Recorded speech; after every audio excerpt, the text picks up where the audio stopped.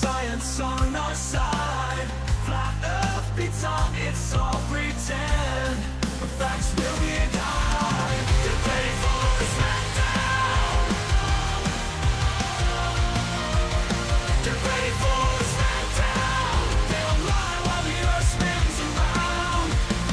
Watch out for smackdown. They cling to ancient misconceptions. We've got truth in our possession. No room for doubt, no time to waste. It's time to put Flat Earth in its place.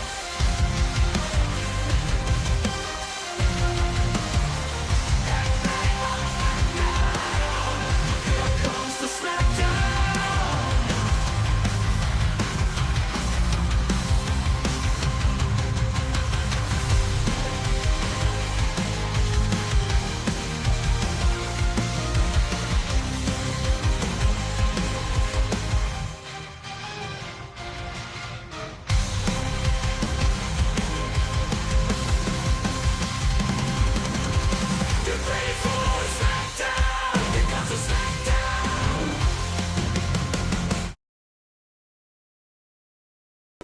Welcome everybody to hold on.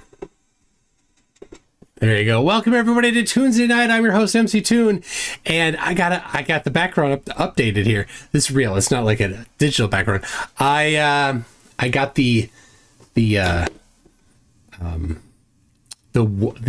shelving up. So I'll give you a little more tour at a different time maybe.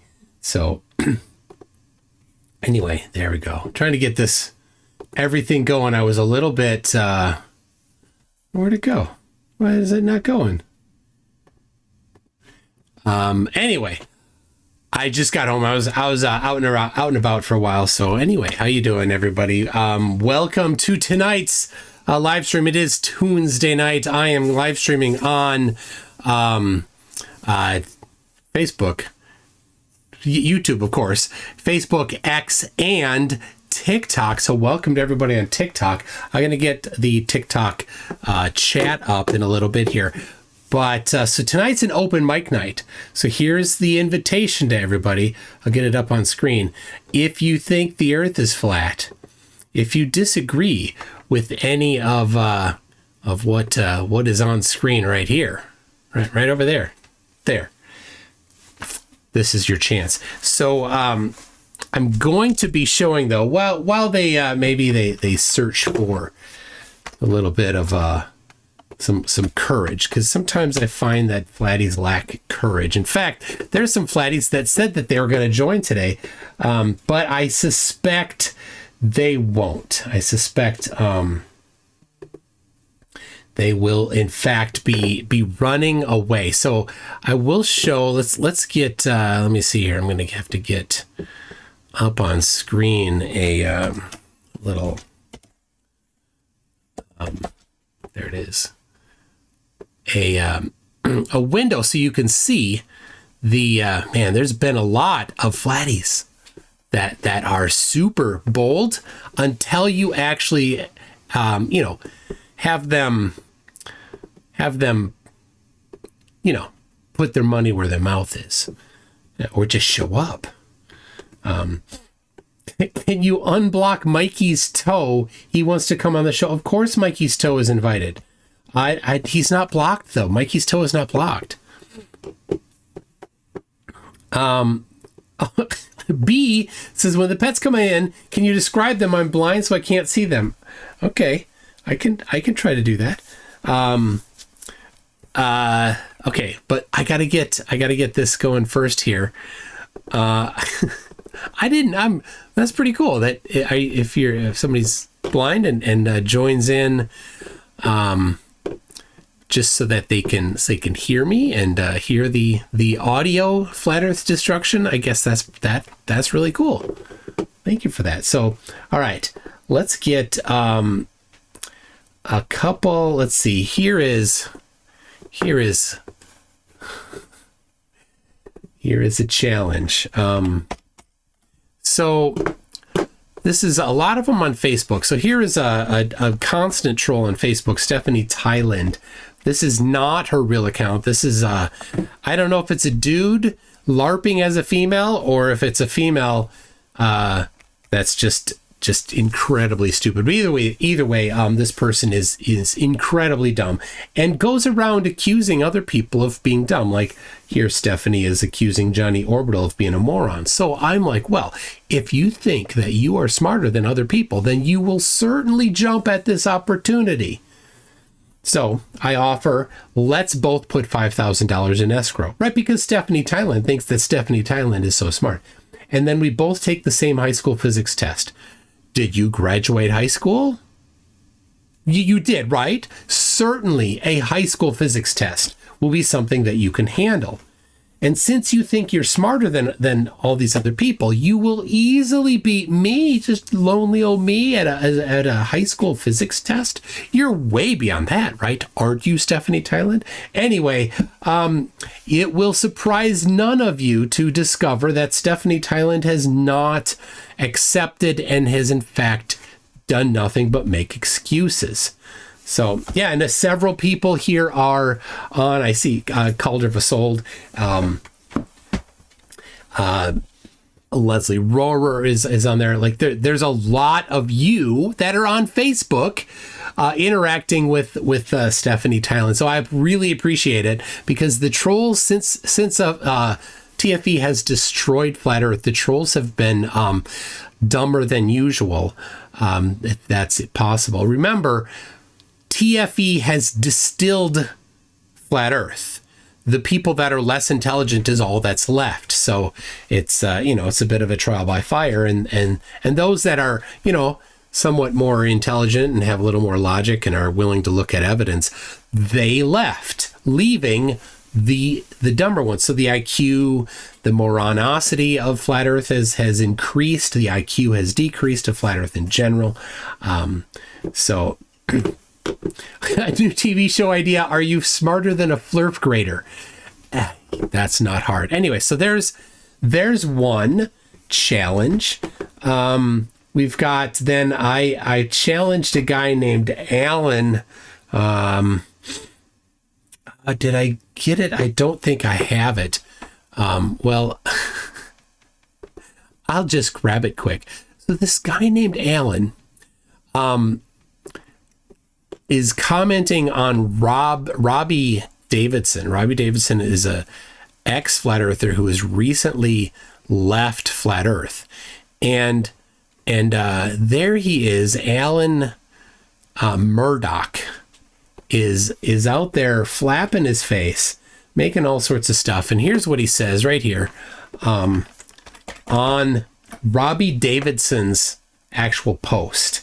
Robbie Davidson, you're a sellout. Remember, semicolon, no space. God cannot be mocked, but he does hate a coward. So Alan Murdoch's standard of evidence is that God hates cowards. Now, this is very strange theology. I'm unfamiliar with this theology. Never heard it before. Never heard that God does hate a coward. Anyway, people just can't not insult anybody attempting to leave the cult.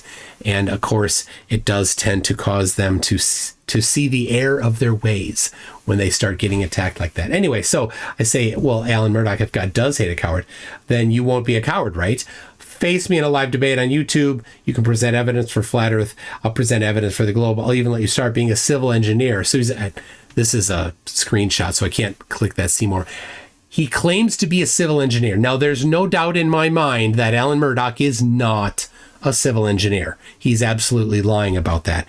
There's no chance of him being a civil engineer. Anyway, give him a chance. This was the time and date right now. And so what I'm going to do right now is I'm going to send him the Zoom link so he can join right now. Right now, he has waffled around as if he was not going to be a coward. But I kind of think he's going to be a coward. Anyway, nah, mate, right? So that's his first response. after he says God does hate a coward. That's his standard. I've just looked through your profile and you're an absolute bell end. Really? Well, then it should be easy for you. There is even less reason now in your mind to come on here and destroy me, Mr. Civil Engineer Alan Murdoch. I don't/wouldn't even think about it. In fact, I'd probably spark you out cold in the street and piss on you before I would speak to you. There you go. Such a lovely person of a strong spiritual, loving background there. Anyway, this is state of the flurf right here. This is what you get. Flat earthers do this. When they're challenged, right? They say on the one hand, God hates cowards. Then when they give an opportunity to stand up for themselves and not be a coward, he is a coward, and then threatens violence. Good job, Flatty. That's unfortunately par for the course. Anyway, so then on my Facebook page, he's been flapping around in there trying to make excuses, trying to save a little face for the cowarding that he's been doing. And here we've got JG and Papa coming in, saying just out of the blue on a different post, pull the data and find out aviation proves flat earth, which of course doesn't. Anyway, so he had been talking about coming in place of Alan Murdoch, and I'm like, well, are you going to show up? And so anyway, you know what I'm about to do? Yes, you do know what I'm about to do. I'm about to invite JG and Papa to come in here. So we will see here if he's gonna fill in for good old Murdoch. So there it is.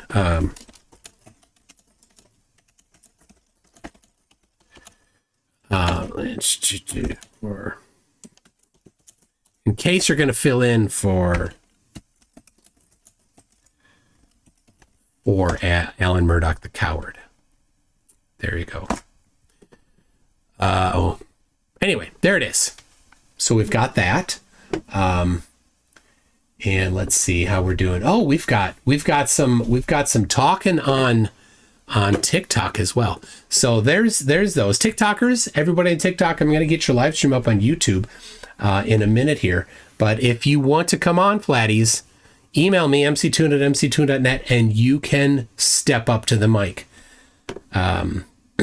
So let me show you a couple things here. Now, flat earthers love to accuse other people of being indoctrinated. But if you spend any time on Facebook, you will see the fact that flat earthers are the ones that are in fact indoctrinated. Let me show you how we can be certain of that. So just today, I'm scrolling around and I see this meme here. And of course, this meme is ridiculous, but a photo of the moon from Earth, 238,900 miles away. Moon radius, 1,000 miles. A photo of the Earth from 238,900 miles away. Earth radius, 3,963. And the Earth appears slightly smaller. Now, what this does is this shows that flat earthers have zero understanding of photography. Different lenses can have different amounts of zoom, and flat earthers are too stupid to understand this. Now, Tyler Philby posted this, and I believe this was within the last day, right? But Tyler Philby isn't the only indoctrinated idiot. Here's one posted, same one, by Largus Brock. So Tyler's was 22 hours ago when I took that screenshot. Largus Brock was 21 hours ago when I took the screenshot. Identical screenshot. And he even debunks himself. Oh, but it's the zoom lens. Of course it's the zoom lens. Anyway, but indoctrinated is in fact the case here, because here's another one 18 hours ago from Merrick Dion. Still perspective. So there you go. 3 different indoctrinated, gullible idiots that don't understand photography, all parroting the exact same meme in the same day. Now, these are just the 3 that I screenshotted. I missed some. So there you go.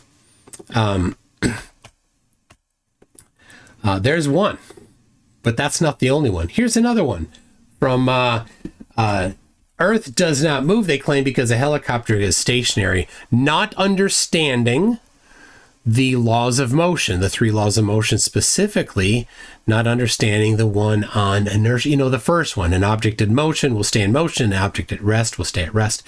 So a helicopter hovering over the surface of the Earth, when it's sitting on the surface of the Earth, is moving at the same speed as the surface of the Earth. When it's above the ground, it's still got that same speed. In fact, the air has a little bit of friction with the surface of the Earth. It's called the law of viscosity. That there is some, you just think of it as friction between the surface and the fluid. And that keeps the air moving with the Earth. In general, of course, wind exists. But so there's from Alan Jones. Now, Alan Jones is one such indoctrinated idiot that doesn't understand the first law of motion. But so is Derek Alexander. Derek Alexander posted that meme as well. But that's not the only one. We've also got Tyler Philby is an idiot. Oh, this is round 2 for Tyler. He says, Globers say things move with the spin of the Earth. Well, Earth isn't spinning, so things ain't moving. Well, how does he know that? He just says it. He just says it. Which is why a helicopter can hover no problem. Of course, a helicopter can hover no problem according to the law of conservation of momentum here. So anyway, there's one more. Here's another one from Kirby Foster. The very rare photos where astronauts take off their helmet to take a photo. Year was 1969. Helmets were not yet mandatory. So the bottom of the photo is intentionally cropped by a lying, disgusting piece of trash flat earther where it says it was training. Of course they trained. That's what normal adults do when you're going to go on a big trip like this. A lot of money being spent. They're going to train beforehand. So anyway, Kirby Foster decided to repost the meme that was, somebody intentionally lied about by cropping it down to the seriously. But he's not the only one. You got Michael Daniel reposted the same one. You've got that's the wrong one here. Eugene Butler. That's a different one. Just a second. There we go. Missy Hoyt also posted that very same meme. So there we have, seriously, is there like an award for flat earthers to say the same thing, to parrot? Like, do they have a meeting at the beginning of each day or each week? We're like, okay, everybody, put the crayons out of your mouth there. Stop chewing on the crayons, everybody. You need to do these memes this week. Monday, we're going to do the lie one about the moon with the helmets off. That's a good one. Get your memes ready, everybody. Tyler, head out of the toilet, Tyler Philby. Oh, man, those are not Tootsie Rolls. Do not eat them.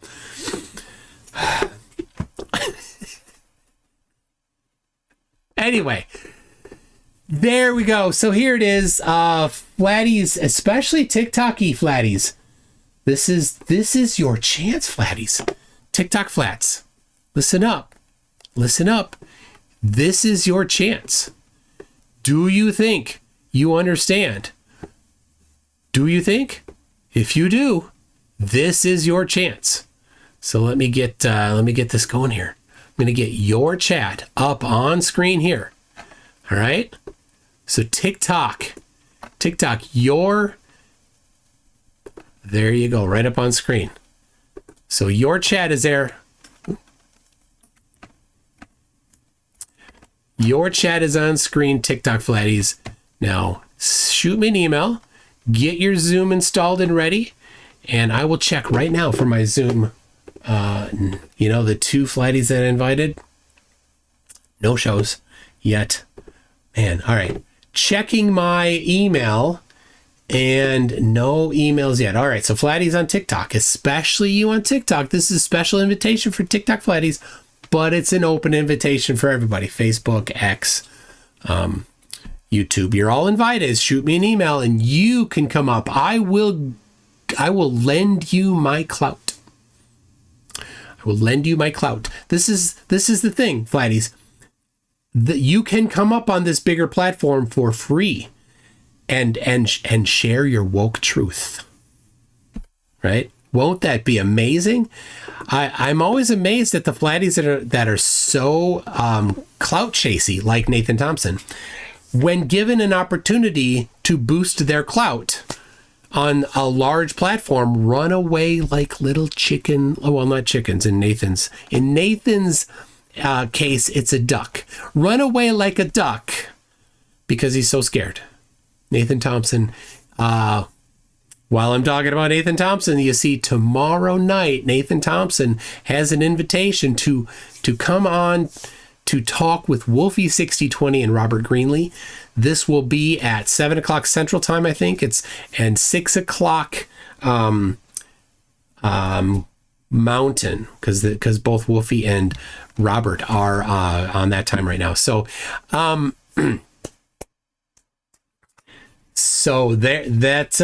so the offer is they will pay him up to $200. And what they're going to do is they're going to send it to Jaron. Jaron will have that $200.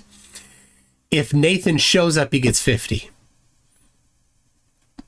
Then Nathan will be asked very specific questions about Flat Earth. And if he answers them, then he gets 20. If he diverges or deflects or refuses to answer any, then every time it's $20 less. So he'll definitely make 50 if he shows up. And for a guy that's driving around the country in a motorhome, you know, every dollar counts to get a little bit farther to the next place you're going to grift. So why would he not? Why would he not? Because he's a duck. A chicken, duck, right. Itaurius says, step up to the mic, Flattys. Woohoo, it's Tuesday. Come on, Flattys. This is your chance.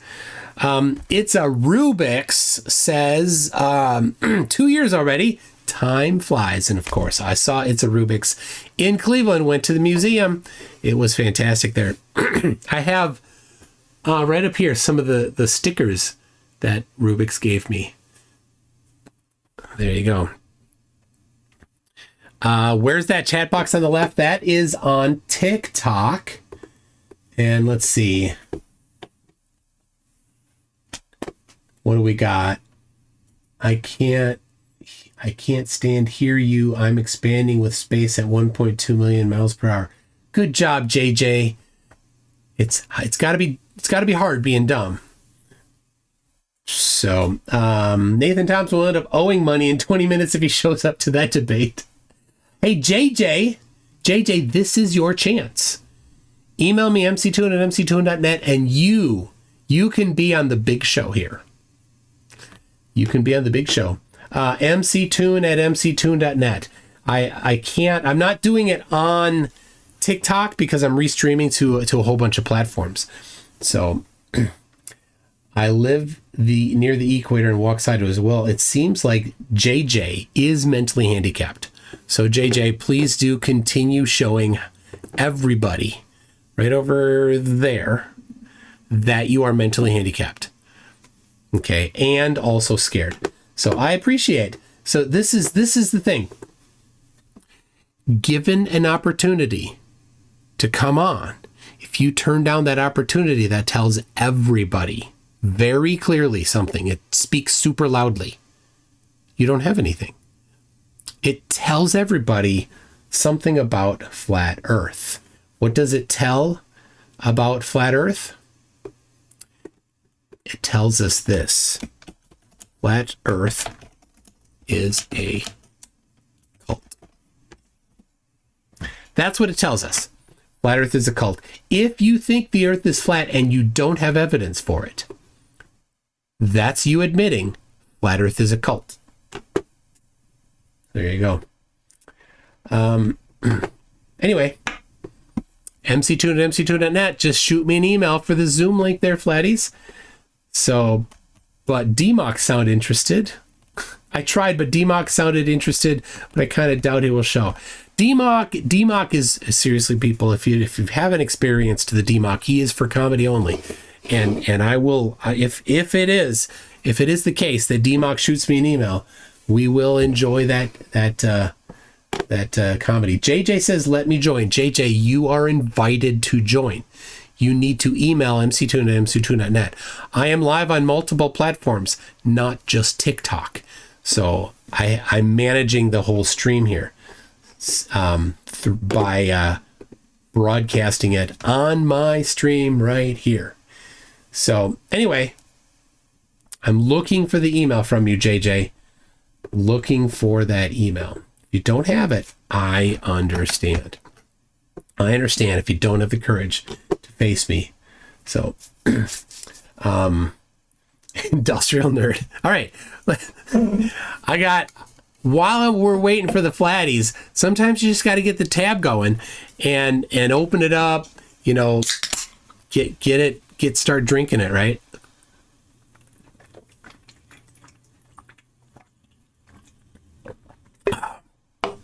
Good stuff there. All right.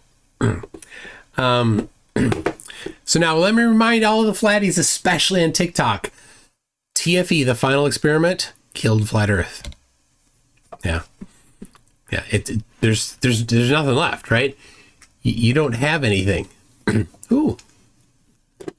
Something went wacky with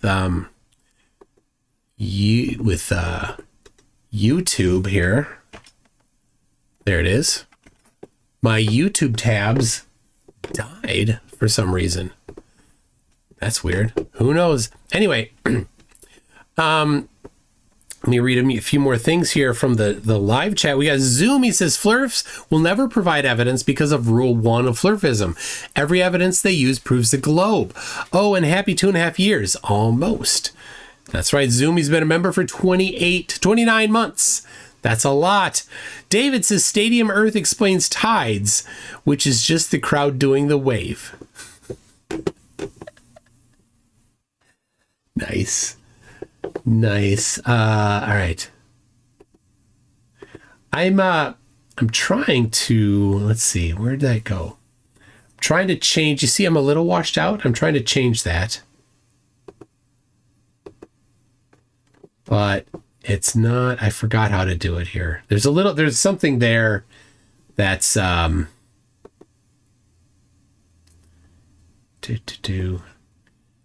that go? That's not it. No, that's not it.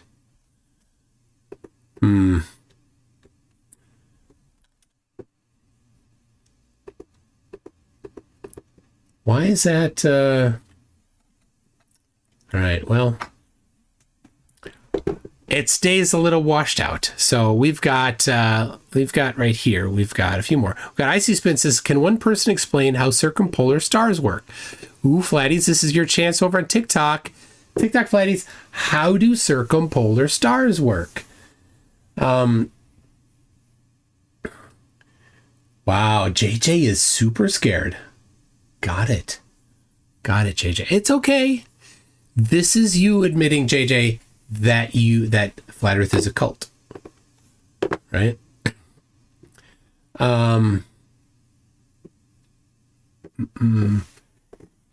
So can any Flurf explain the pound replica experiment? That's a good one. Of course they can't. JJ JJ, you are invited to join. JJ, oh my goodness, you're invited. You need to send me an email and then I will send you a Zoom link. I'm live streaming on YouTube, Facebook, X, and TikTok.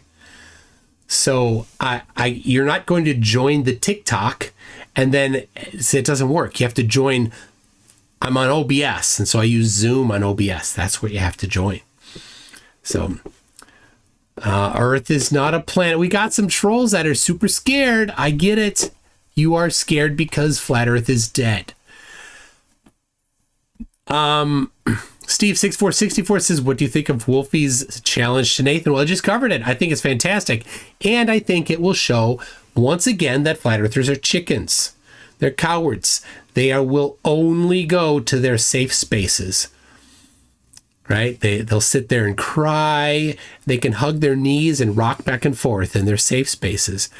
you know, and they can pat themselves on the back and say, oh, that's okay. You don't need to show evidence.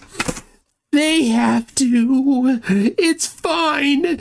You can have a belief in something and no evidence to support it, Flattys. That's okay. Who called me satanic? Oh, they all do. They love calling me that. Yeah. They, you know, it's another admission that they don't have anything. So, oh, exposing Ma's tricks. That's Ryan Casey. I love him. He's a good guy. Of course, you're welcome to come in, but I'm careful with him because he's got some conditions, and I like him. I don't want to be mean or anything to him. So, how you doing, Ryan? I hope you're well. We were talking earlier this week. We were chatting back and forth a little bit.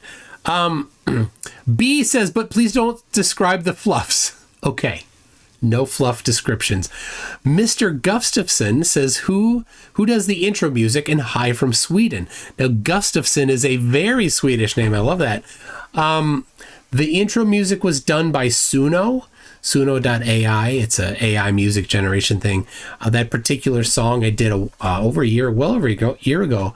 And so I wrote the lyrics myself. Sometimes when I write lyrics, I have, I'll have like ChatGPT or some other AI help me with it a little bit, because it'll give me like different ideas for rhythms that keep the same number of syllables and things like that. But for the most part, I wrote the lyrics. It was inspired by a song called Smackdown by 1,000 Foot Crutch, if you're interested. Can't do that because it's copyrighted and I'd get I wouldn't be able to monetize things. So I did my own version of it. It's not really the same, but that's where it's from. So you can go to Suno and you can generate your own music there. Wicked Pissa says, can someone put googly eyes on Mikey's toe? There's the Mikey's toe sings on the Mikey Smith's Left Toe channel. Super disturbing. If you want to watch that, it's a little bit of an animated version of the toe. Super, oh my gosh, creepy. Sabine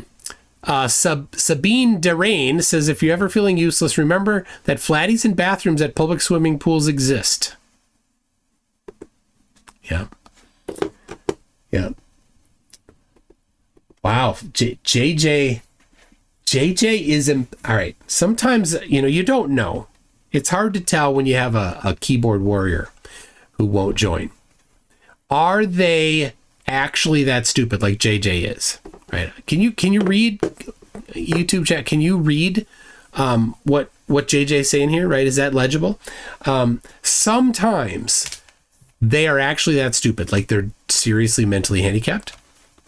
JJ appears to be seriously mentally handicapped. Or sometimes they're not. They're just a normal that's intentionally saying the most ridiculous things possible to make flat earthers look bad.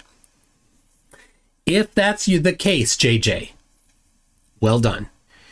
You are making flat earthers look really dumb. And JJ, if you're not actually a Poe, if you're actually serious, then wow. Also, you're making flat earthers look really dumb. So there you go. You can read it. Okay, good. Anyway, super JJ. Keep it up. Keep it up. You are embarrassing all flatties on the globe. Itori says flatties are indumtricated. I'm constantly amazed how incredibly dumb they are. They're like, here, look at this. The sun is inside the clouds. Like, seriously, the clouds are 10 miles up. If the sun is over the Tropic of Capricorn on December 21st, and here I am, 45 degrees north latitude, many, many thousands of miles away, if it's just 10 miles above the surface of the earth, inside the clouds, how could I even see it here? It would be behind the mountains that are right. It'd be so low in the sky, and that's at seriously at peak highest, when it's closest to me, is when it would be due south midday. 10 miles up, you'd never see it. They're that stupid. They actually think the sun is inside the clouds. That's how dumb they are. And they're like, you're indoctrinated. No, you are just dumb. You Flattys are utterly stupid.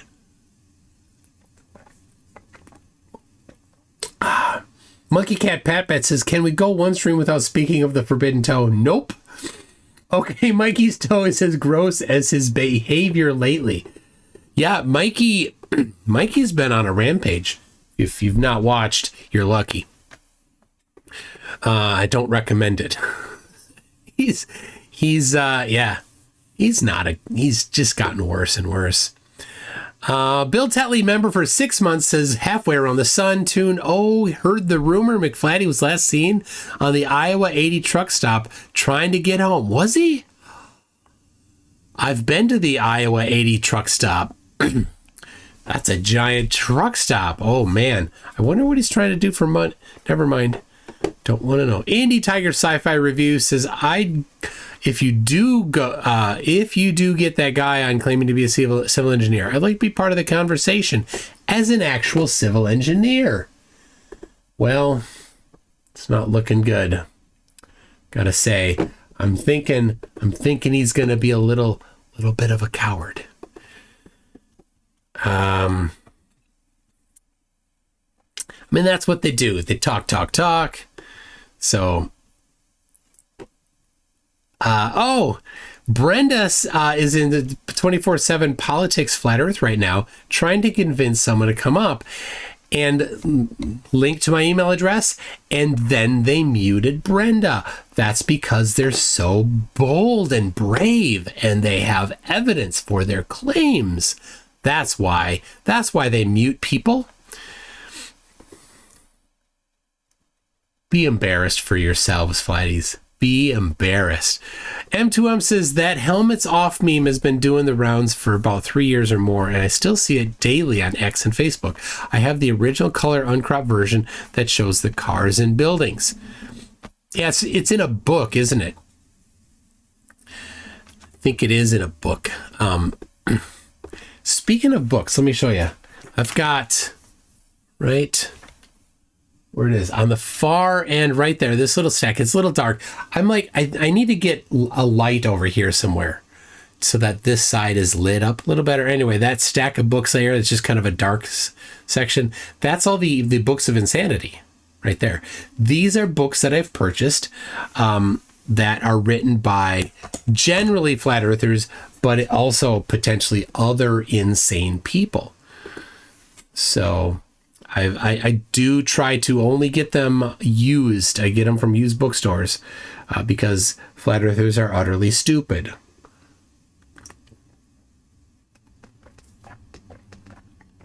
I see what I did there, right?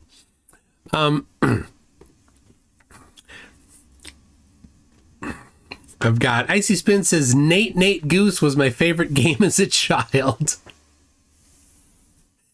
We played Duck Duck Gray Duck, not Duck Duck Goose. Jimmy Madison 42 says I'm going to send another arrow into the flat Earth Achilles heel and bring up the near perfect prediction of tides by the globe model destroys flat Earth.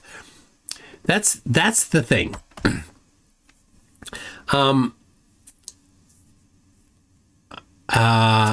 Whodunit says I don't know, WS2812B LED strips and WLED.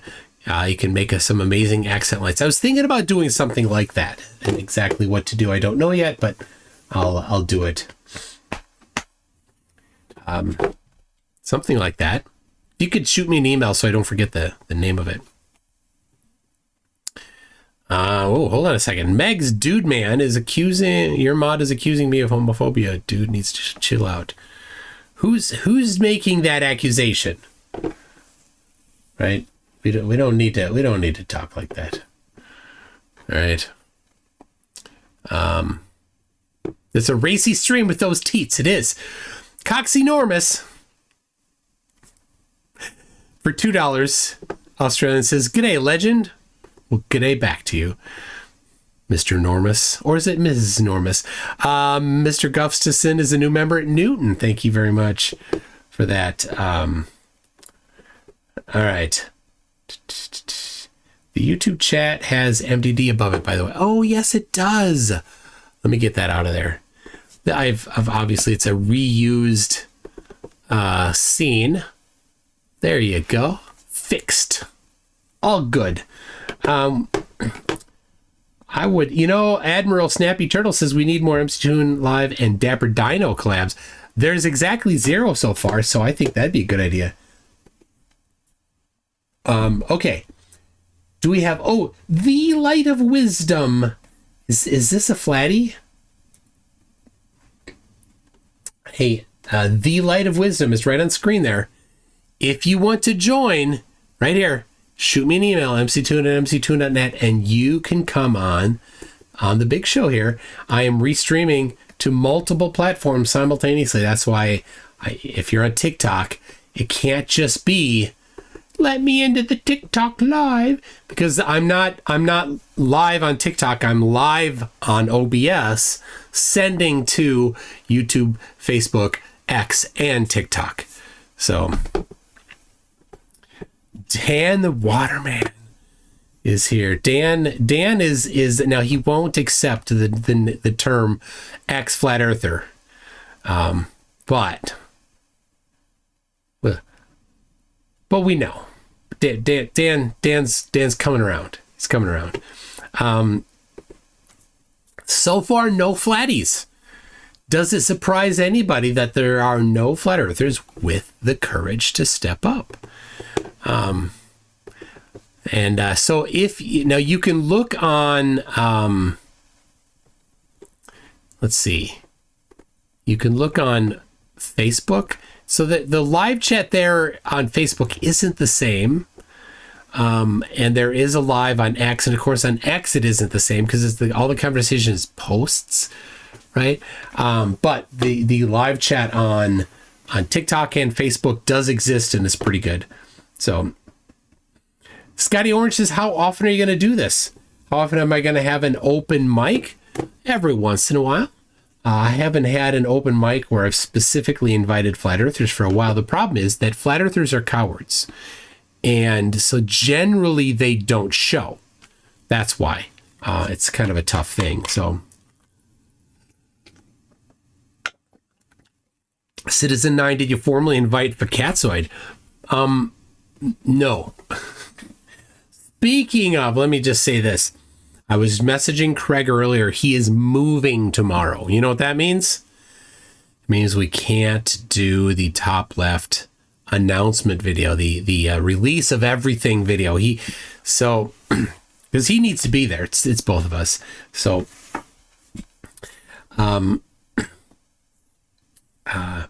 so it won't be tomorrow. I have something else planned for tomorrow. It might be quite epic. So, all right, Flatties, what's going on? How come there are no Flatties with the courage? This is the thing, Flatties. You talk. Do. I mean, type. This is you type. But when you have a chance to step up, there you go, running away, just scampering off into the sunset. You got a brick hole with a flurf-shaped, brick wall with a flurf-shaped hole in it. Yeah.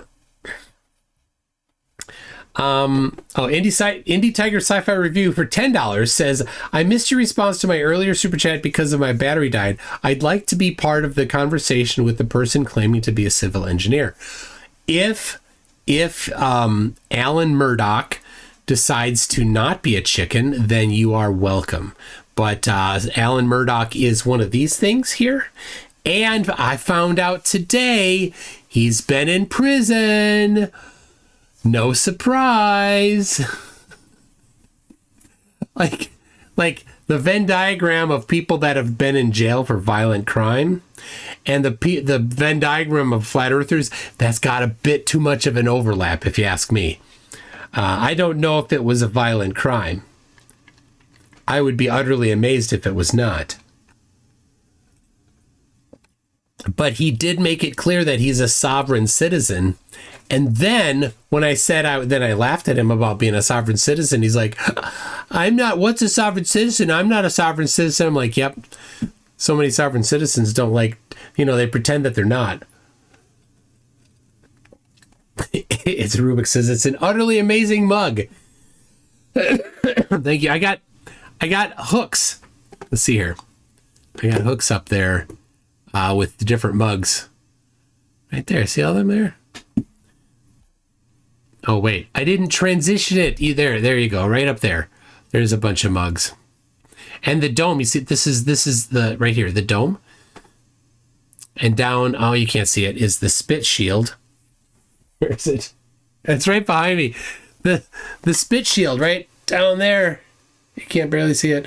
In case Witsit shows up. All right.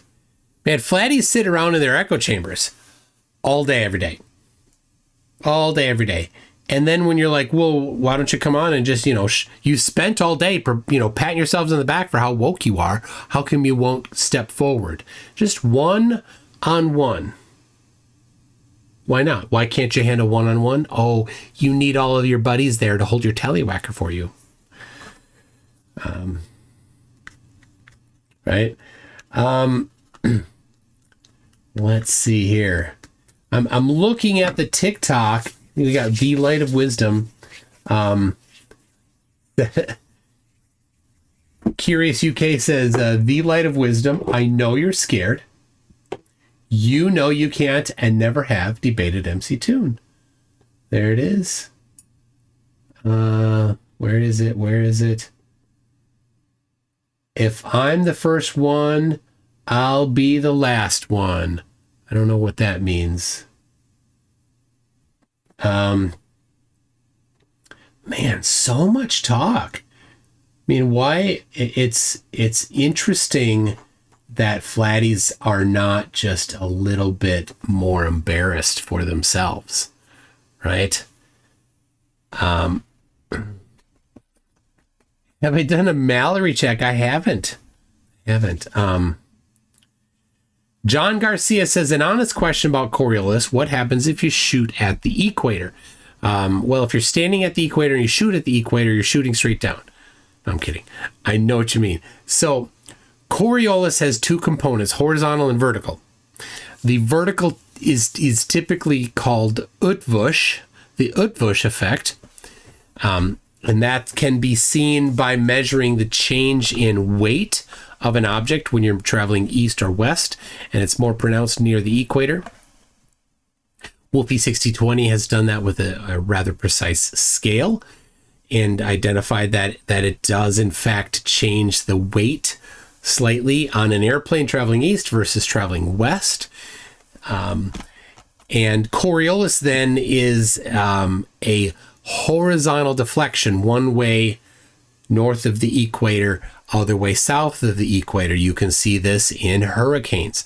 Hurricanes rotate one direction north and the other direction south, and they do not cross the equator because the rotation of the hurricanes is because of the Coriolis effect. So what happens is in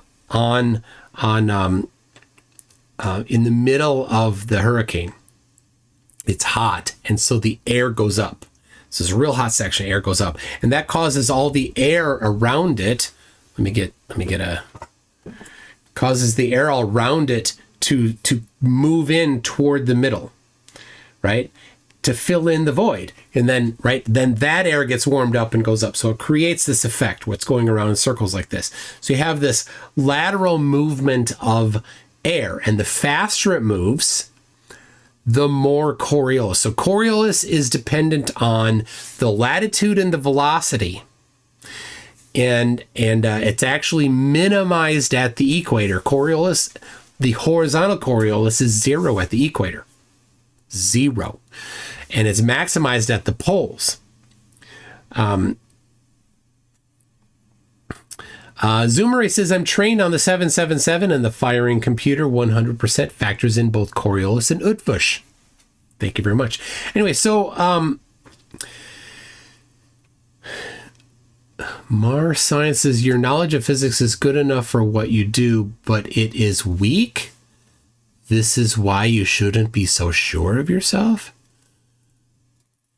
Okay. I don't know where you're coming from, Mars Science. So anyway, so as that air is moving toward the center of the hurricane there, toward the middle, it's getting a lateral shift in movement. That's what causes the rotation of the hurricane. Similarly, if you're shooting a gun, a long-range gun especially, its lateral motion is affected by the rotation of the Earth, as is its vertical. And so if you look at some of the training manuals for the firing solutions for some of the larger guns for the military, table H, or table I and table H. I think table I is a variation. You change the angle of the gun, the vertical angle, due to the rotation of the Earth, the Utvush effect. And table H tells you how much to change the horizontal angle of the gun for the horizontal aspect of Coriolis. If you go to my website, mc2.net/Coriolis, I go through an example computing the Coriolis acceleration for an airplane at, I think, 60 or 70 degrees north latitude, where it's maximized. And it's rather small. It's actually rather small. So, all right, let me check again, Flattys, for an email. I got Dan the Waterman. We got, hold on a second. I'm being handed an orange cat. And I got 2 emails coming in, actually. Oh, here we go. Meow.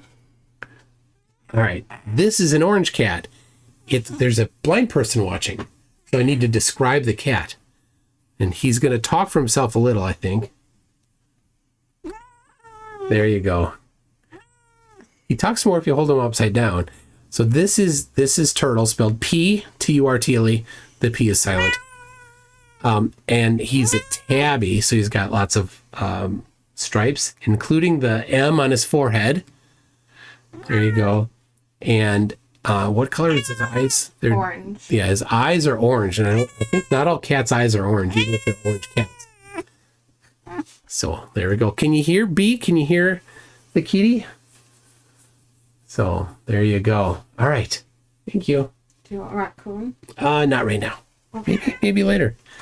Okay. All right. We got Raymond Goodman is going to come in. So, and then, all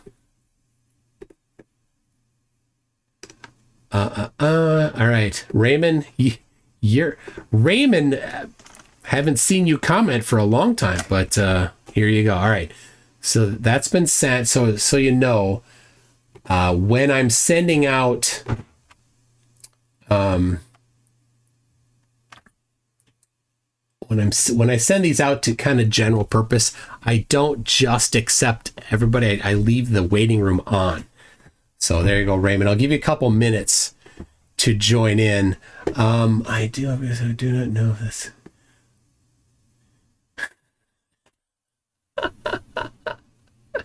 All right, Dan the Water. I love Dan the Waterman. He's great.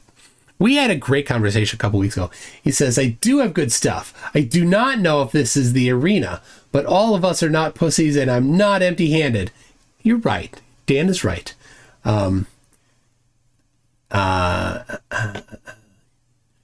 do not want to.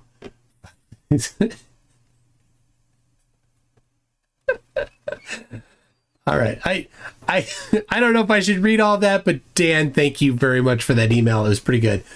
He's kind of dissing on the other Flattys. Wait, why was Shane Eslick timed out? Hold on a second. King Crew. What? Oh, all right. Hold on a second. So you don't believe it should give warnings? Okay. Shane, geez. And King, all right, so Shane is a mod. Here's what's going on here. Shane's a mod, but King Crew is a super mod, so could do that. So Shane, dude, that's not right. And generally shady. Generally shady, you get into fights with people, dudes. Back down a little bit, okay? So here's the case. Here's the thing. Here's the case, all right? If you disagree with a person's moral position,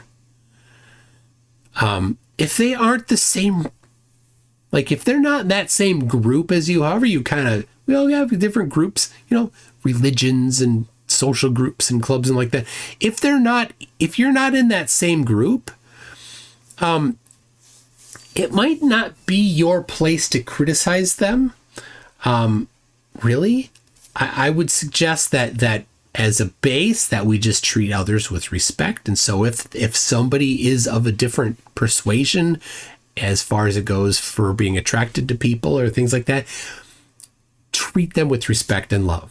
That's what it should be. Okay. So, all right. Ray Goodwin. You've got the Zoom link. What's going on? I don't know. Shane says, I called JJ gay. I warned him not to do it. He told me to let it go. I do not stand for homophobia. I'm now getting attacked. Okay. So I'll look. I don't hold on. I'm confused about this, Shane. If you called somebody gay, but they're not gay. Like it sounds like an attack, but then you say you don't stand for homophobia. So I don't get that. I think I must be missing something. I don't know. Maybe clear it up a little bit more. Flat Earth Facts comes up with a fact that's a claim that says, he says, Earth is flat, wake up, do 5 minutes of research. I did 5 minutes of research. If the Earth were flat, the sun could never set. Flat Earth Facts. Give me the fact. Using flat Earth geometry, what time will the sun set? You pick the location, you pick the day. Can't? That's because I'm right. If the Earth were flat, the sun could never set. I can tell you what time the sun will set using the globe geometry. You name the day, you name the location, I'll give you the time. You can't do that for flat Earth, and that's because flat Earth is a lie. I did 5 minutes of research. This all it took. It actually only took 1 second, right? Let me explain it for you here. Flat Earth Facts, right? Here's your dirt pizza right here, right? Here's the dirt pizza, okay? And this eraser here, this little eraser, that's the sun, okay? I'm going to put it on the end of this pencil, okay? So here you go. Here's the flat Earth. Here's your dirt pizza, okay? Right, and here's the sun. Okay, now the ancient cultures thought this happened to the sun at night. Whoop, nighttime for everybody. Whoop, daytime for everybody. Nighttime, daytime. Now, 160 years ago, Samuel Rowbottom came up with this brilliant idea to fool people, to say, oh, the sun does this. And somehow, even though there's only flatness here and an observer here, and the sun over here, there's nothing between them. Even though there's nothing between them, somehow the flatness gets between them. How does the flatness get between them? Magic. I'm sorry, I don't believe that kind of magic. Sorry. Anyway, and so you can, Flat Earth Facts, you can put your claims into action by shooting me an email, mctune@mctune.net. And then you can tell me, or here's my email address, then you can tell me, Flat Earth Facts, how the sun sets using empirical evidence. And then that'd be one, like you just give me the rough idea. And then, this is a mandatory thing, you tell me how to determine what time it is by applying geometry. Since I can do it for the globe, I 100% get to demand that you can do it for flat Earth, and if you can't, you're a liar. Don't like it? I don't care. I'm right and you're wrong. Disagree? Prove me wrong. Show how to do it. It's just magic. All you have. You rely on magic. You have a magical belief that magic exists to cause something that's flat to get between an observer and the sun that are both above the flat. Magic, or you're really dumb. One or the other. Could be, right? I keep meaning to watch your Steelman of Flat Earth video. Yeah, I Steelmanned Flat Earth sunsets by just saying it's all magic, because that's all you have. I know that's all you have. So,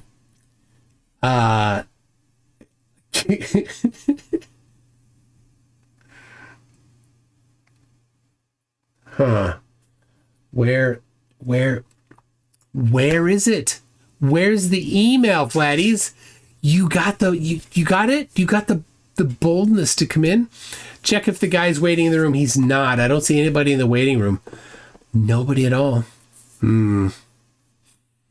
Nothing at all.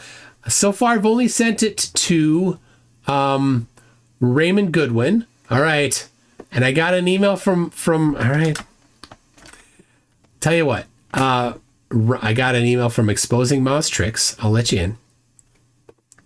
Oh, what book was that? Let me tell you what book this was. This book here is The Ballad of the House of Draconis by Casey Cooper. Right here. Casey Cooper reached out to me on Facebook and said, hey, what about buying this? What about this book? And so I said, yeah, that's pretty cool. I looked at it. I read the about stuff, and I'm like, that sounds cool. So I bought this. I haven't read it yet. But The Ballad of the House of Draconis by Casey Cooper. So I can neither recommend nor not recommend at this point based on reading it, but I can, based on Casey reaching out to me, say, hey, that's a pretty cool thing to do. He didn't give it to me. I paid full price for it. I read like the about, and I thought that sounded pretty cool. So there you go. There's my little bit of a plug for the book. So I did not put that back on the shelf here yet because I wanted to mention it tonight. So okay. All right. Just a Messenger says, just say the magic words. Flabra caflabra. What are you going to do, Flattys? How are you going to refute when I say this? If the earth were flat, the sun could never set. What do you have? What do you have? You have nothing. You can't face that.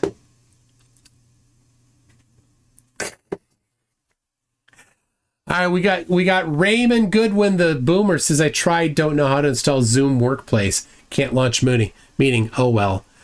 And he says, wanted to explain how surveyors must close circuits and zero out. Yes. TopCon laser level reliability to 3,600 feet. 1,900 model dumpy level 400 feet. Survey same 3,600 feet, 9 steps at 400 feet, 3-inch discrepancy in 3,600 feet, whatever. Raymond Goodwin was a surveyor in the same sense as the guy that's peeling potatoes is a master chef. So, a master chef, a sous chef, a line cook, they all, and the guy peeling potatoes in the back, they all work in the kitchen. They all work to prepare food. But you would not call the guy peeling potatoes, Raymond Goodwin, a master chef. In this instance, a master chef would be a geodetic surveyor. So Raymond did not understand differential leveling, which is to my understanding of what he did. He did differential leveling, and he didn't understand the geometry of differential leveling. He just learned by rote what to do, and that's all he did. So, okay. we've got one on the way in. This is going to be interesting. They can hear you as soon as you talk. But I'm getting the meeting so people will be able to see you if you'll be on screen. Oh, there you are. Two? Yes. How are you? Am I on? You are on. How you doing? Are you in Seattle still? I don't know if he can hear me. He must not be able to hear me. Hello? Shit, I can't hear nothing. Can you hear me now? Oh, there we go. There we go. there. Can you hear me? That was my fault. Sorry. No worries. How's it going, Batman? Oh, it's good. It's good. Right. You know what, Ryan? You're the only Flatty to step up. Well, that's because I'm the closing pitcher, right? So you're stepping up to bat, right? Okay. Well, the maker of this world's a baseball fan, so there's a lot of baseball analogies that I'll use to explain things. But let's see. What were we going to do today? Do you want to look for fish? Look for fish. I know what you're talking about. I've been finding fish for you for a long time. The 42, remember?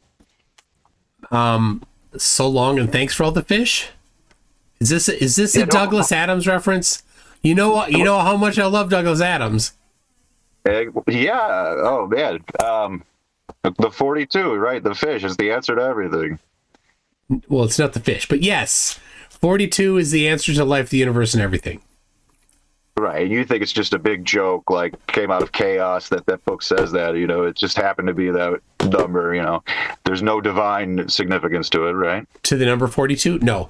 But UKPL says 90% of flirts are taking the piss or trolling. Are you taking the piss or trolling? Taking the piss. It's kind of a British term.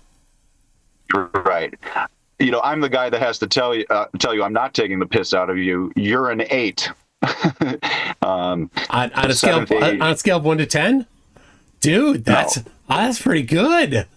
I'll take it. Yeah. I'll take it. Right. Well, I've been saying all this stuff for a long time, but the 7th age is over. The 8th age is here. You need to understand what you ate from the tree of knowledge to get into the 8th age. And somebody has to bear the jug up there. And that boy is this guy. You're looking at him. You're going to bear the jug?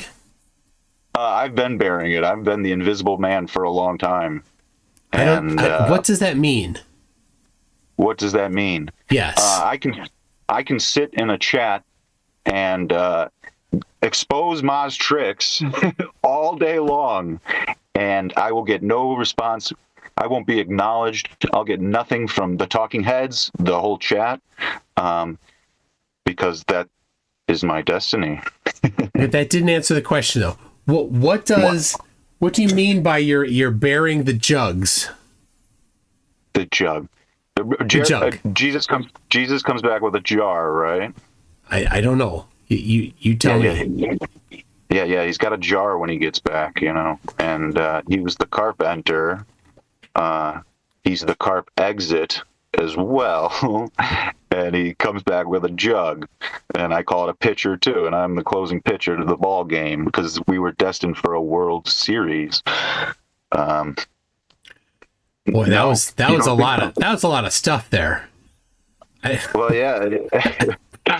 Yeah, I mean, wow. Let's talk about the experiment. I asked you the other day how you're going to wiggle off the hook when my DV is witnessed. Okay, so you didn't have an answer. Well, we need to back up here a little bit.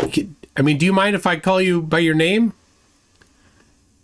The way things are? No, your name. Can I call you by your name?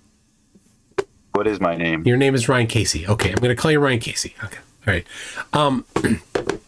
So, Ryan, the audience doesn't know your experiment, so maybe explain your experiment. Okay. Well, let's first talk about your explanation for what is happening when we see that sunset, because I know you guys think that the sun is actually well below the horizon at that point. Yes, in fact, it is. Yeah. And you also think that light is taking 8 minutes to get there. So, in your best words, when I finally see that sunset, what the fuck has just happened in your world? When you see a sunset?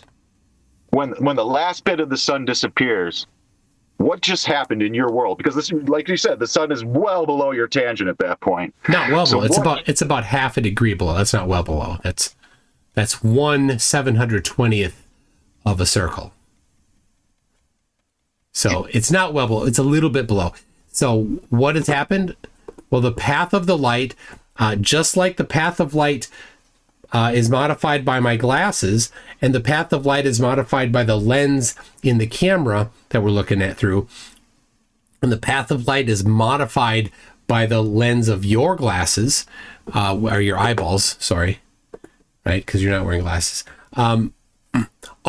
That's how light responds to differing index of refraction mediums. So the fact that the air, it has a gradient from high pressure to low pressure as you go up, and this is well known, right? It's not easy. It's pretty stupid to dispute because we have lots of measurements of that. Your ears pop when you go upstairs. So that causes the light to bend toward the Earth a little bit, which causes distant objects to appear slightly higher. And so the sun, being a distant object, appears about half a degree higher. So that's why it appears a little bit higher. That's why the sun, the pure straight line to the sun versus the light path to the sun is slightly divergent, slightly different, and why that straight line would have been, if there were no air on the Earth, it would have been blocked a little bit sooner. So is that what you're getting at? Yeah, I mean, the whole 8 minutes, and it blows my mind. Okay, it doesn't really matter. What matters is that you guys say tan, so it is purely an earthly obstruction that is causing the sun to go away.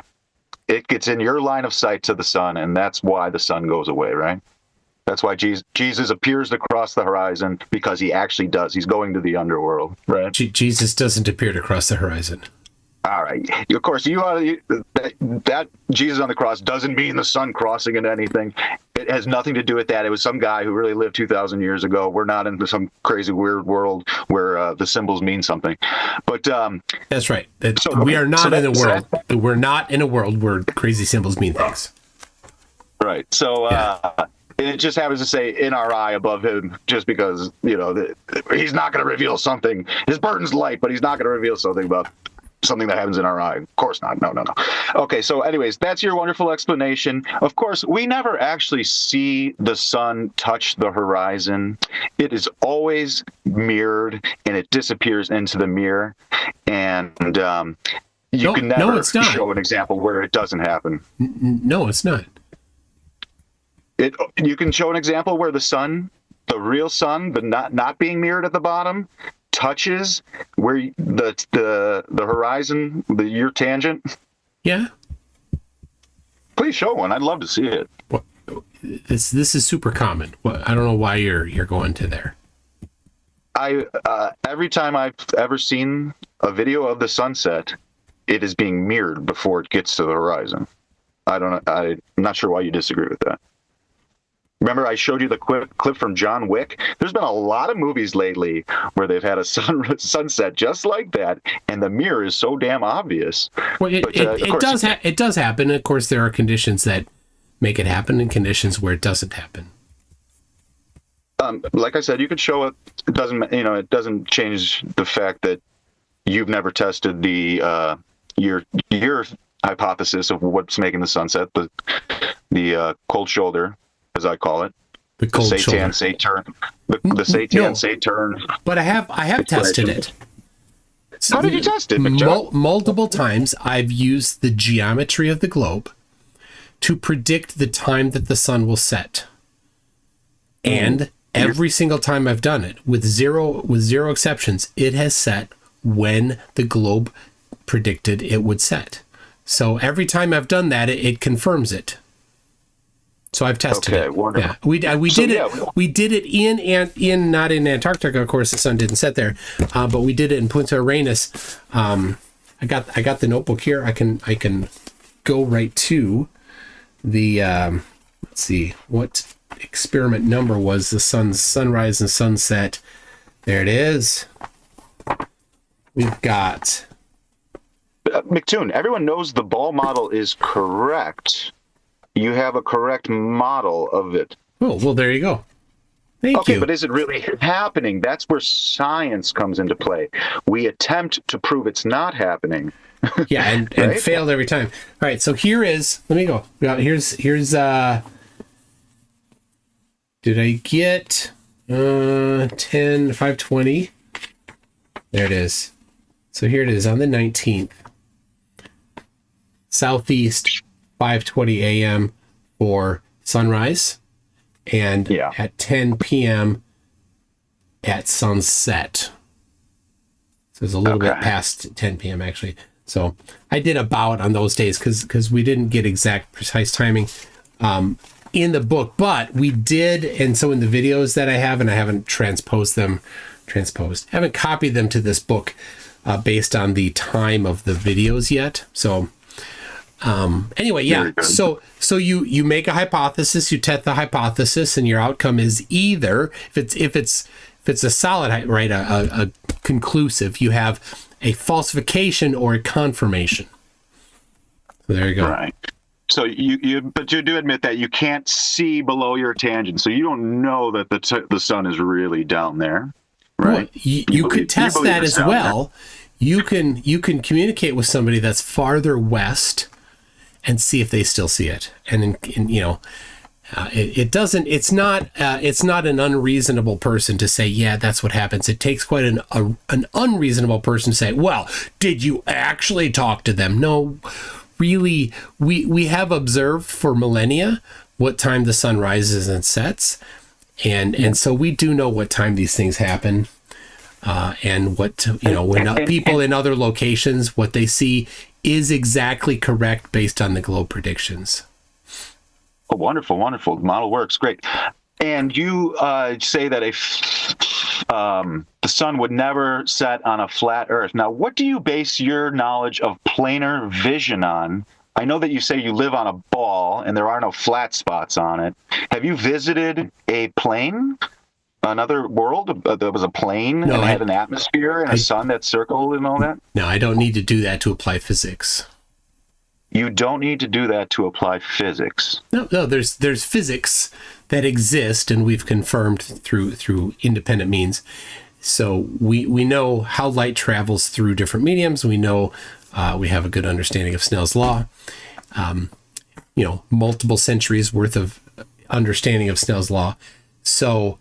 And then the geometry of it is rather simple. Let's get the book out again here, right?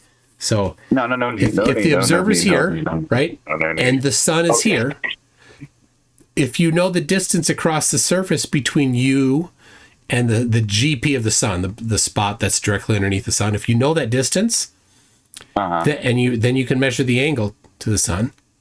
So then you can know the elevation of the sun there. This is you do that with a protractor in middle school. This is middle school geometry. Yeah. In high school geometry, and you were good, right? I know that you were pretty good at math in high school, right? That's correct. Wow, good. Good memory, McKinnon. So you get the geometry here, so you don't need to go to a plane, right? It doesn't change anything. We know this about this little bit of geometry. So once we do that one time, and we could do it maybe for a couple different times, we know the elevation of the sun then that it has to be, because we know the distance across the surface, we know the angle, we know where it has to be, and we know what refraction does, we know what Snell's law does. So we know all these things, and so we know how high it has to be.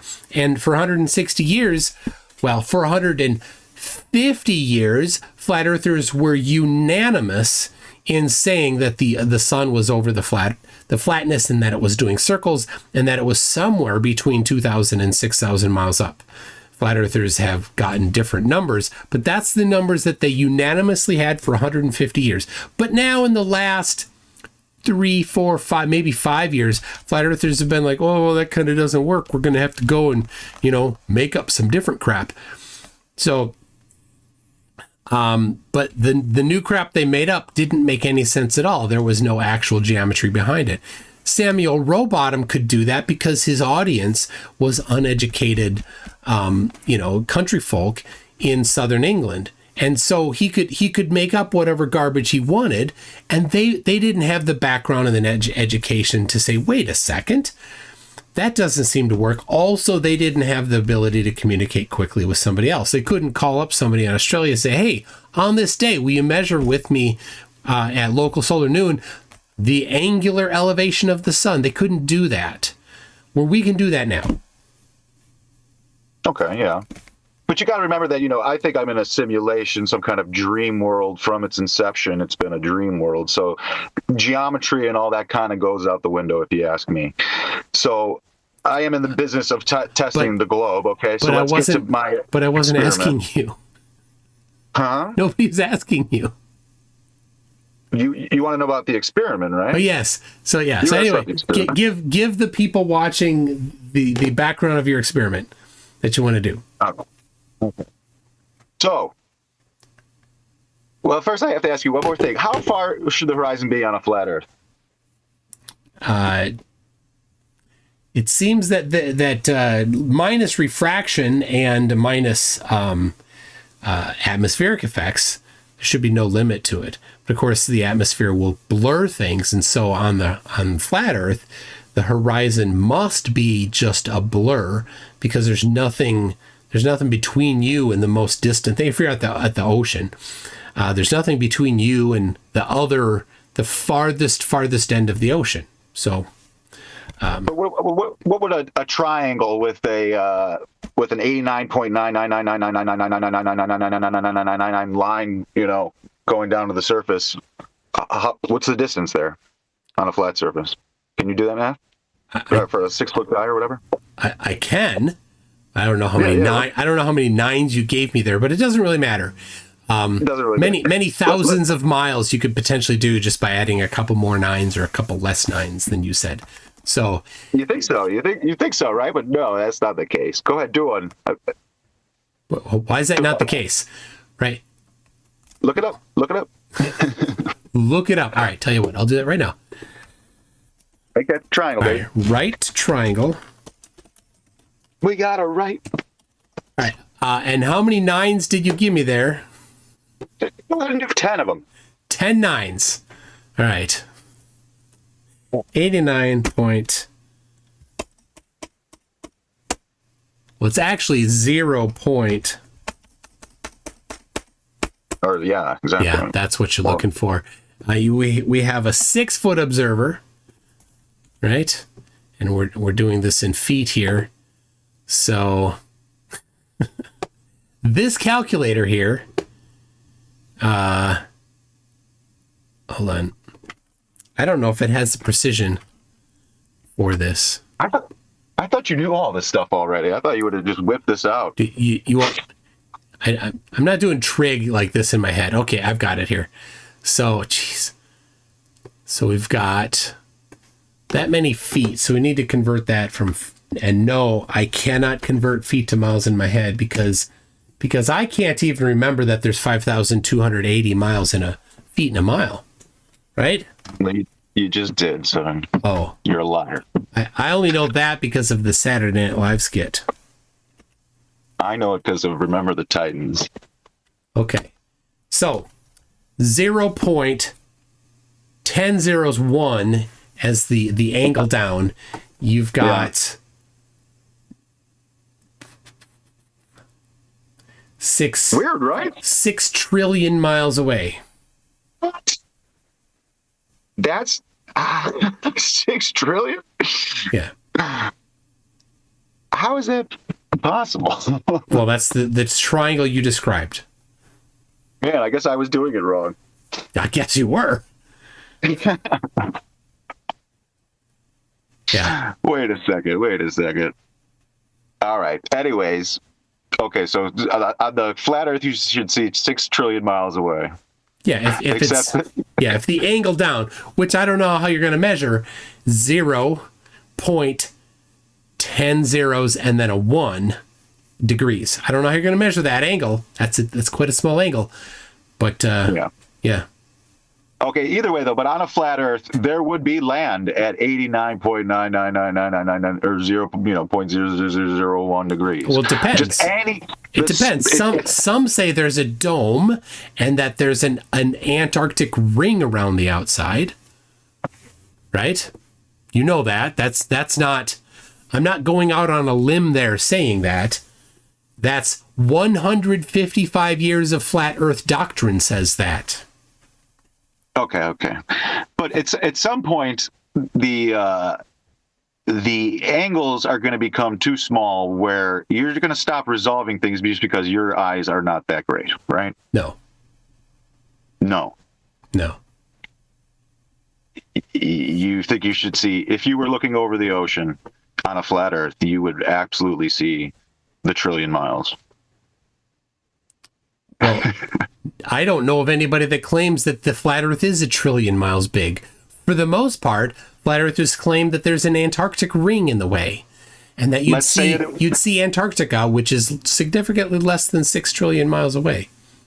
Let's say it was an endless plane, okay, and you think you would see everything above you and below you at infinitum, right? Well, of course, as I said, there is air, and that air would cause everything to get blurry because of the air. So you wouldn't see Antarctica, you just see a blur. Yeah. And the sun would never get anywhere near because, as I said, we can take the flatness and we can determine how high the sun has to be, somewhere between 2,000 and 6,000 miles by flat Earth doctrine and by application of simple trig. So then you can say, well, here it is on this day in this location, and then let's use the flat Earth map, which for 155 years has been this dumb thing, right? Flat Earthers unanimously said for 150 years, this is the map. Cool. Right? Maybe 153 years, right? Samuel Rowbottom started in 1865 with this map. Okay, 1865. That's interesting. It was a 65 because it's not interesting at all. F is the 6th letter and E is the 5th letter. So that was 150 years ago. Was it 160 years ago? Right. And only recently have Flattys been like, oh, that map doesn't work. Oh crap, let's make excuses. Well, the thing about flat Earth is there really is no way to test it because the variables could be infinite, right? But there's lots of ways. There's lots of ways to test it. Yeah, super easy to test. Well, you can't demonstrate that the plumb line is changing, can you? Easy.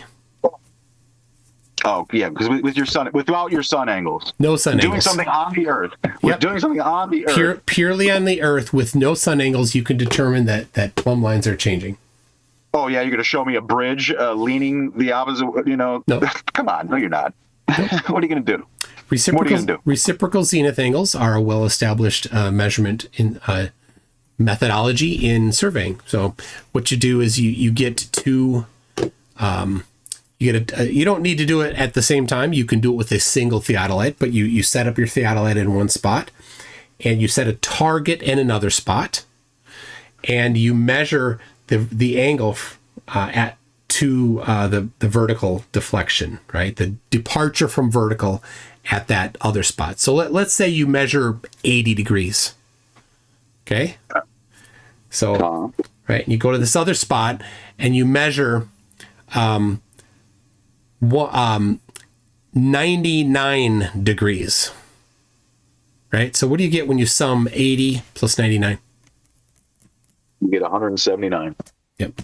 So what does that mean? That would be concave. That'd be that they'd be tipping in. And what if at that other spot you measured 101 degrees? What would that sum to? 190. 181. I don't remember the numbers, but yeah. So that would mean that they're tipping away from each other. And if you got 80 and 100 exactly, they were an 80. And that would be evidence for flat, right? That would be evidence for them being parallel. So reciprocal zenith angles, what you do is you sum those angles together. And if they're more than 180, then that is evidence that those plumb lines are diverging. And this is a well-established thing in surveying for a long time. If you look on my website, I've got links to several different measurements of reciprocal zenith angles, some done by members of the community and some that have been done by different people in different regular surveying exercise, just surveys throughout the years. So I'll take a look at those. That sounds really interesting. Okay, finally we'll get to the damn experiment. I'm sorry. Yeah. So my idea is to get a bunch of cameras to the top of a mountain and have them all in the exact same spot, basically right next to each other, all at the same exact height. So they all should have the exact same tangent along your beautiful ball Earth. And I want to just change the aperture setting from small to large in all 5 cameras or however many there are. And I want to see if the sun will set at a different time in each camera or in any of the cameras. And in my eyes, if that does happen, that DV is witnessed, the ball has no explanation for that, because you are purely dealing with earthly obstruction, and all the cameras have the same tangent. So in my eyes, that would end the ball. But you say, I think you told me that you think that that I'm not going to be able, I'm not proving what I think I'm proving. So why is that? How are you going to wiggle off the hook? all right. Well, we've been interrupted by a dog. Okay, cool. Sorry, I was just handed a dog while you're talking. This is Penguin, our dog Penguin, spelled Penguin, of course. Right. And she is a half Schnauzer, half poodle. And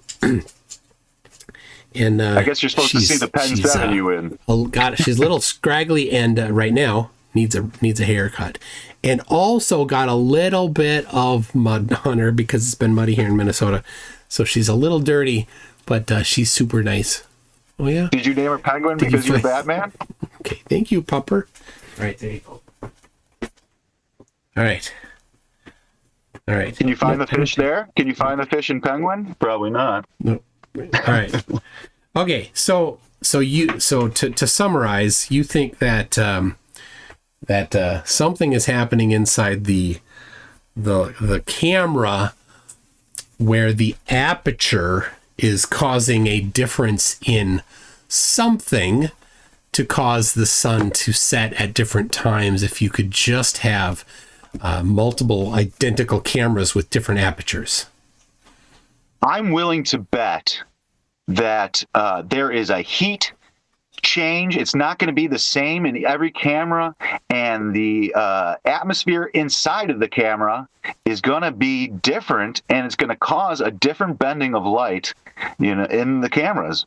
And I say that Jesus is the crisscross, because some of the light from below you is going to converge, be above the crosshair, whatever you want to call that, horizon line, middle line, whatever you want to call it, and it's going to fall back down below it, and it's going to be taking up the pixels that the shit above you should be hitting, and it's going to get there first because everything beneath you is much closer to you than in the sky. And so that's what I think is going to happen. I mean, that's what the Bible says. So no, obviously nobody will help me because I am the invisible man. Well, also, that quote from the Bible doesn't even exist, so that's kind of cool, I guess. Well, listen, I'm not allowed to read the Bible. I don't study the Bible. I hear people talk about it, and I know what it means because... Why are you not allowed to read it? Why am I not allowed to read it? Mother doesn't want me to read it. Mother doesn't want you to read it. Yeah, it's better for me. It's more fun for me when I For hear the it for the audience, first time. for the audience, could you explain what you mean by mother doesn't want me to read it? The one in charge of this place has me. It prefers it that I get to hear things fresh, and she can code it all for me while it's happening, rather than me knowing every damn thing already. It's nice that I still get to learn, you know. So who's mother?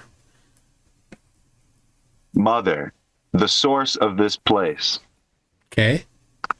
I'm a pantheist. Okay. I don't believe in a creator.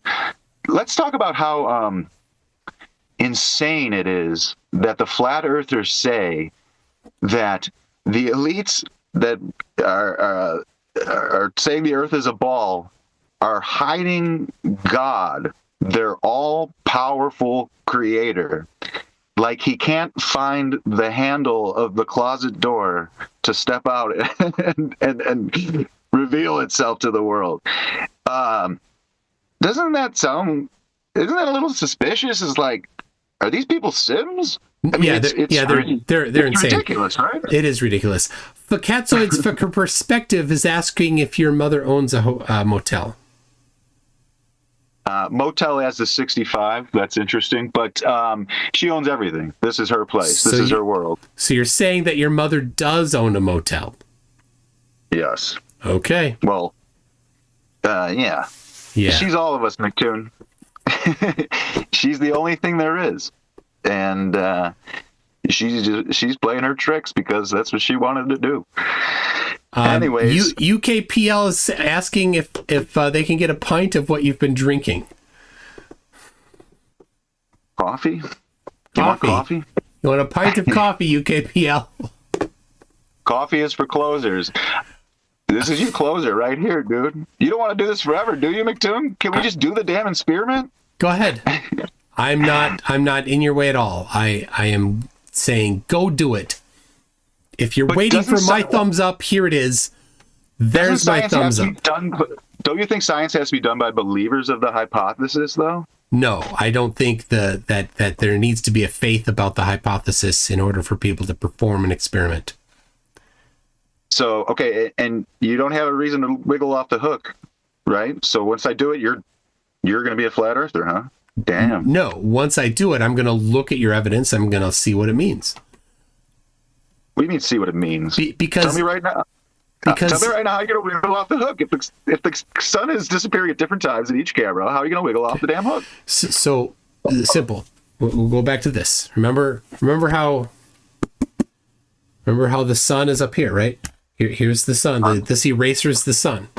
Okay. Okay, but I'm testing your theory. So just here we go. I'm testing your theory of what's happening. But this is flat Earth. This is flat Earth. The sun's up here, many thousands of miles high.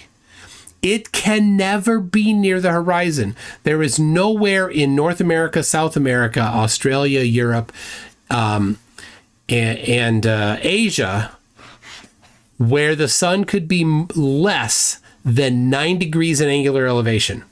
It's not possible on flat Earth for it to be that low. So for the sun, you're assuming this is a real world. I am definitely assuming the world is real. Yes, and I'm not going out on a limb there at all. Okay. So, and I'm going out on a limb talking about the tree of knowledge, right? Yes, you are. You are in what you are saying. You are definitely out of the limb, Ryan. You know that. I'm not the first to tell you that you're out there a little bit, right? Nobody acknowledges me. No one tells me anything. And that's why we love you so much. It's because you're out there, out on that limb, way out there on that limb. I think you're in limbo. I think you're in limbo because you're eating from the damn tree. And if I got to climb up the goddamn tree to do it, that's fine. I've already bared the cross. I'm a bear now. I can do it. All right? But if you got I'm going to swallow you, Big Toon. Okay. I guarantee I Go will. ahead. Now here's what this. You're coming up against the wailing wall, friend. So now just last week, I had happened on Sam Hancock, who thinks that the Earth is concave, and that we're in the inside of it. And Sam, I saw his live stream and I commented. I'm saying, hey Sam, I hope you're well. And then but his connection was really bad, and I could only hear little snippets of him yelling. He was super angry. I don't know why. And and then he declared, he sent me a message. I sent him a message saying on Facebook, I'm like, hey, something's wrong with your Wi-Fi. Try to plug it in directly. Turns out he can't do that because he's stealing Wi-Fi from his neighbor, has been for years. So he can't tech support his own connection because he's stealing it from somebody else. But anyway, so he's like, they're stopping me, they're gatekeeping me. I'm like, no, I think you're just having tech problems. Anyway, so he told me that if I don't send people to his channel within 60 days, that he won't let me into heaven. Because apparently he gets to decide, right? He thinks that he is the Son of Man. He thinks that oh, hello. Oh, you're going to bed? Okay. Okay. All right. Ryan, tell us something fun. All right. We can catch some fish if you want. Where'd you go? Wow, the disappear. Now we have the Invisible Man and the Disappearing Man on one show. This is incredible.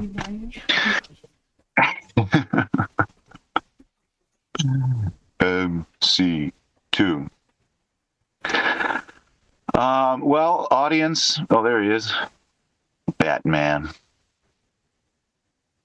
I hope you were good. I was good. Okay. I said we had the Invisible Man and the Disappearing Man on one show. This is impressive. Okay. So Sam Hancock said that I had to send people to his channel within 60 days or I don't get to go to heaven because he gets to make that decision. And you know who that reminded me of? Oh, me? You! Because, what was it, May 19? Yeah. What year was it? I don't remember. I have it on my... I put it on my calendar. You're going to heaven, McToon, but it's in the belly of the beast. You either get the whale or the bear. And from the looks of it from here, you're getting the whale. Well, what you got to remember the year. Do you remember when I first talked about 519? Was it the 19th? I don't remember what year. It was May 19 though, right? Yes, 519, the end of the bull. Okay, all right. So I'm looking at my calendar because I know I put it in my calendar. Yeah. Geez, maybe it didn't. My calendar purges stuff when it's kind of old. If it's not.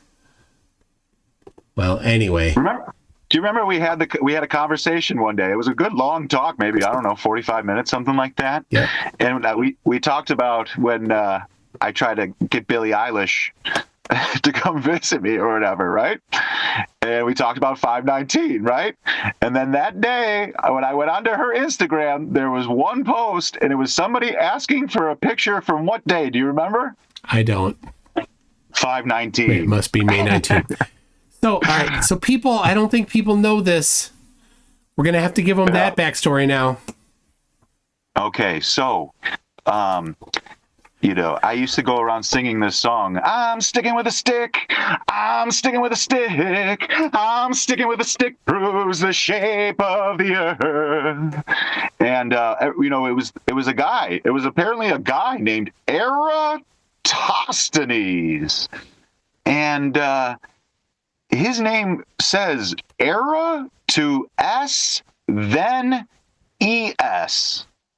Now, my crazy mind that I don't control, I don't know if you guys know that, but you just watch your mind. We figured out you don't control it. Right. That convinced me that I'm in a simulation and the ball doesn't stick around forever, and I guess I'm the only one sticking it to the man. But ES is what is coming for all y'all. It's an update to the coding here. I don't know what that means at all. That ES. Of course. ES. And it is what it is. Write Eratosthenes' name. Look, nobody even says his name right. She's got us all speaking stupidity, Babylon, you know? Era to S, then ES. Okay. Now, to be a saint, you got to be S ain't. You ain't S no more. You got to be ES. Okay, that makes no sense. All right, get back to the Billie Eilish thing. Oh yeah. So the day I told you about Billie Eilish, me trying to convince her to leave her life as a pop star and come change the world with me. The day I told you about that, and about 519, I went onto her Instagram, and she had one post, and it was somebody asking for a picture from her camera roll from 519. And I sent it to you, and I said, "Simulation, anyone?" or whatever I said. Divine coincidences run my life, you know, and I can't not be what I am, and that's what Jesus is the I am. It's like I am. I can't not be this. Yeah, I call myself the way can I try giving the story because your version of the story went around in circles and didn't get anywhere. So you heard somehow you got some secret message through some method that you thought that Billie Eilish was into you and was going to meet you at a motel in the hills north of Seattle? Yeah, so I popped onto her. She used to go live on Instagram, and she would just talk or whatever with the chat and whatever. And I started sending some really nice lines to her, and I made her blush big time. And then I sent her a video and whatever. I had a conversation with her for a very long time. I went and rented a hotel. Didn't have a conversation with her. Right. She's a Beatles fan. She was no reply. But I was sending her music, and I was assuming that she was on her way. How were you sending her music? On Instagram. How? Just in the private chat. You were sending... But did she ever reply to you in these DMs? She never replied. Okay. But okay, Mother is a trickster. Okay, she when I first started doing it, she took a picture of herself. She was in her car. It looked like she was ready for a road trip, and she was like in a fucking haze. It looked like she was tripping. So I was like, oh my god, This is real. And then the next day, as soon as I first started talking about like sex or something, she was sending. You were not having a conversation, Ryan. You were not having a conversation with her. She was not reading these messages. You know that. But this is what you thought at the time, maybe. No, you know, exactly. Right? Like on Instagram, like somebody like her, she's going to get lots and lots of messages. And Instagram puts all of the people that you don't know into a separate category. You have to go into there, and then there's just going to be a flood of them for her. So you're just one of hundreds or thousands of people that have sent messages to a bucket that will never get looked at. Right? Possibly, yes, yeah. So you're not having, but you at the time you were thinking you were having a conversation with her, and you thought that based on the absolute zero responses she was giving to you directly, that she was somehow communicating with you, even though there's no reason why you should have. Then you concluded that she was going to meet you at this motel on May 19 of whatever, a couple years ago. And you had told me at the time, because you were upset at me or something, that you were not going to let me onto onto Ma's spaceship, and that I wasn't going to be allowed in because I wasn't being nice enough to you or something, right? I don't remember. I think she had she had the idea in my head that okay, she's going to make this world a quiet place. Okay, at some point I'm going to have my say, and everyone's going to have to listen. But she had me convinced that on May 19th, me and her and my buddy Adam and Phineas were going to somehow get the hold of the world's signal and we were gonna we were gonna teach the world the greatest story ever told. Yeah, And, that was a great. I loved Lawnmower Man too. So. Man, dude, when your eye is single, you're gonna love these movies a whole lot more. I'll tell you that much. When what? Your eye is single. What does that mean? So you've heard of the third eye, correct? Yeah, I had Indian food the other night, and whew, it opened up my third eye. You know what I mean? I got you. Yes. Yes. So yeah, there's a chakra ladder. And the pineal gland is also known as nirvana. When that opens, you become everything everywhere all at once. They broke up years ago. Dave Grohl's doing his own stuff. Huh? The Foo Fighters? Yeah, Dave Grohl. Yeah. I mean, Nirvana broke up a long time ago, because of that the 27 Club. Yeah. Yeah. Yeah, I had an interesting coincidence. I was going to let's get back on track. May 19, you're sitting in the motel. No. I don't think it was May night. I don't know what month it was. Waiting for Billie Eilish to knock, knock, knock. Hello, Ryan. I'm here. Yeah. Hello. We're going to get on the spaceship. Right? Yeah. But that didn't happen. And so I'm like, you told me this. And I'm like, oh, that's kind of rough, because all these things that you thought were going to happen didn't happen, and I mean, that's pretty rough, isn't it? Yeah. Oh yeah, I went broke, and it was great. And then my van broke down, and then I had to live in the streets for a long time. But whatever, it was my journey, and I love every minute of it. But where are you living now, Ryan? I'm still in Seattle. Okay. I have a van that I stay in. Okay. And I don't know the last time we communicated, but I'm still the bottom feeder. So I do feed the homeless. Last time you were in a tent in a good spot that you thought was pretty good, and you had that's right. Yeah, so now I have a van, and you had at the time you had like regular you could get to showers and stuff, and you were driving for a church. Yeah, it's an organization that doesn't really have a church anymore. It just puts on dinners for the community for low-income homeless people. And you drive to pick them up and move them around and stuff for the meals. Well, I actually cook the food now too. I help a lot of them. We got a chef that's been doing it for a while, and it's interesting. His name is Paul Allen, and everyone thinks I'm the psycho, but Paul Allen was the first guy he killed in American Psycho. Okay. Anyways, so I cook the food during the day, and then I drive it at night to different locations throughout the city, and put different dinners on. And it is Jesus people, so they are talking about him and completely unaware that I am him. You am him. Yeah. The funny thing. Just to be clear, you are Jesus. Yeah. Okay. Now, so this gets back to Sam Hancock. Yeah. Because Sam Hancock also thinks he's Jesus. He's got the jar? He has never mentioned a jar, but he thinks he's Jesus too. So there's a bit of a problem, because how many Jesuses are there? Or is it Jesus? What's the plural? Is it Jesus? I don't know. Let's go with that. How many Jesus are there? I think there's just one Jesus. That's kind of been the tradition, right? Just that there's one. And so you, Sam Hancock, there's got to be a showdown. Well, you're a Christian, right, McToon? Yeah.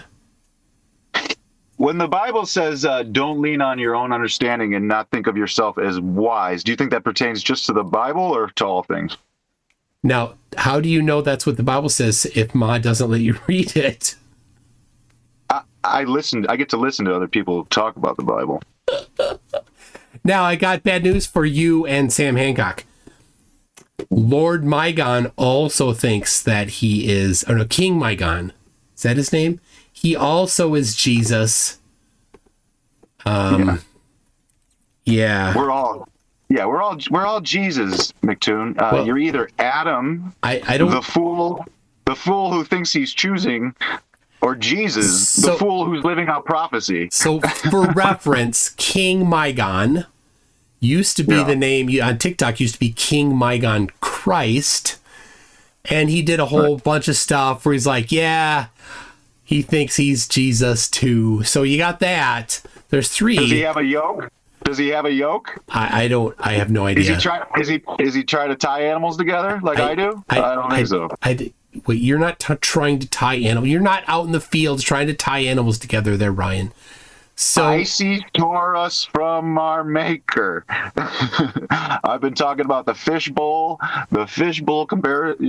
tie up forever. I don't know what God that. and Jesus, the surf and turf.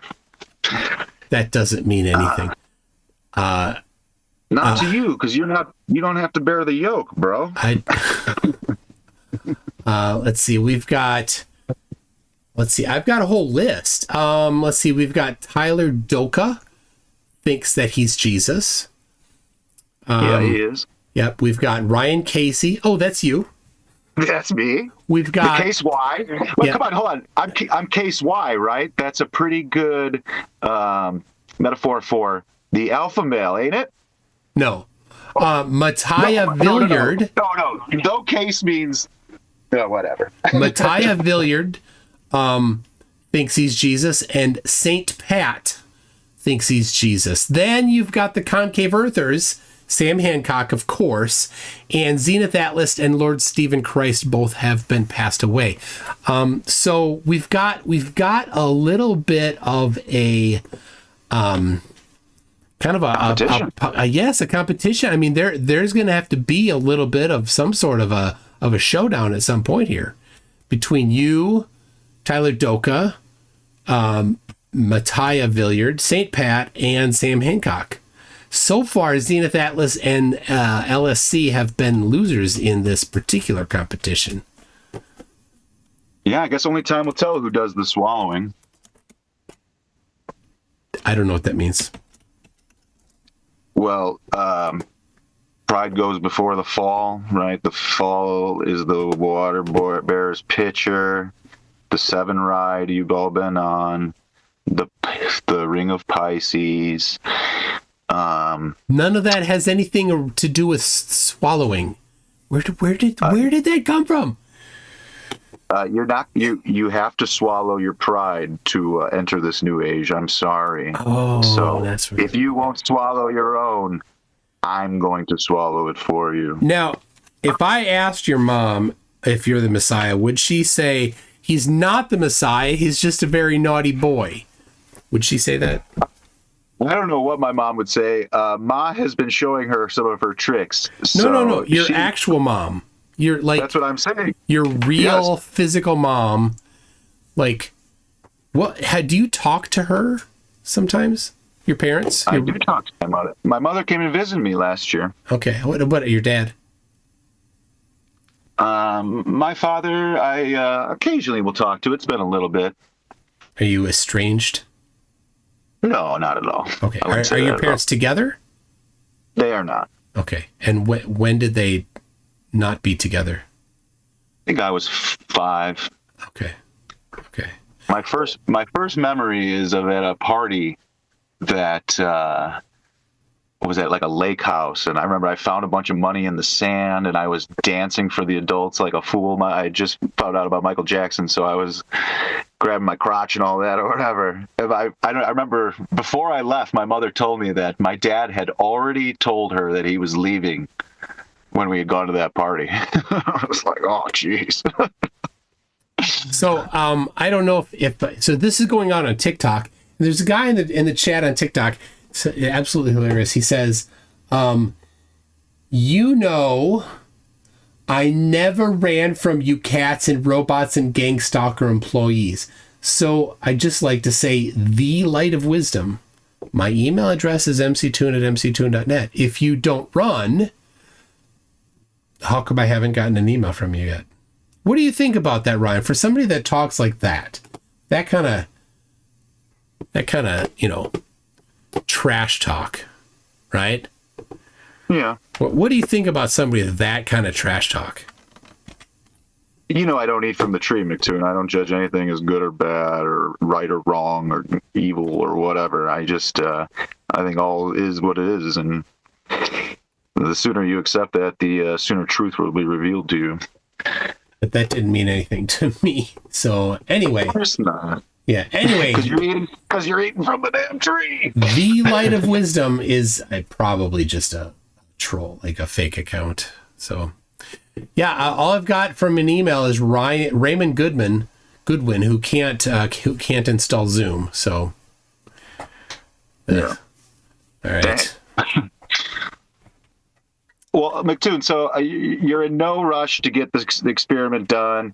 You're in no rush. It's not my experiment. It's your experiment. You go do it. What are you talking about, though? You guys are the believers of the hypothesis. You guys are the ones that are scientists. You guys are supposed to be the scientists. The science is just trying to find out you're wrong. You tell me you guys have done all the fucking science. I've presented you with an idea that could possibly explain why the flat earth might hide something from you, and you have no interest in it? It's like I'm not interested. Let's not tell the scientific community. Let's not tell the scientific community. You guys already know that those apertures are going to have the exact same amount of molecules in them, and they're all going to be behaving the same way. So that light's going to all bend the exact same way in all those freaking apertures. Yes. It's astonishing how little science you got. Okay, so earlier you put up somebody had the picture of the Earth from the moon, right? And yes. They said the Earth was too small or whatever. Yeah, they didn't understand the zoom of the lens. Yeah. Sure, but you guys are supposed to be the scientific minded, and I see the same thing. Like anytime you see any curvature, you go, "There's the curvature of the Earth." It's not. Let me see if this curvature really actually corresponds with the size of the Earth. You know, like you look at that picture of the moon or from the moon. Did you look and see, is that exactly how the Earth should be? Did you do all the math and everything? If you want, we can, right? Or you can, right? That's a great thing to do. And you can do that. You'd want to get the... I'm just trying to make the point that you guys this is a good point. It's a great point. Get the original photograph, because Flattys never go to the original photographs.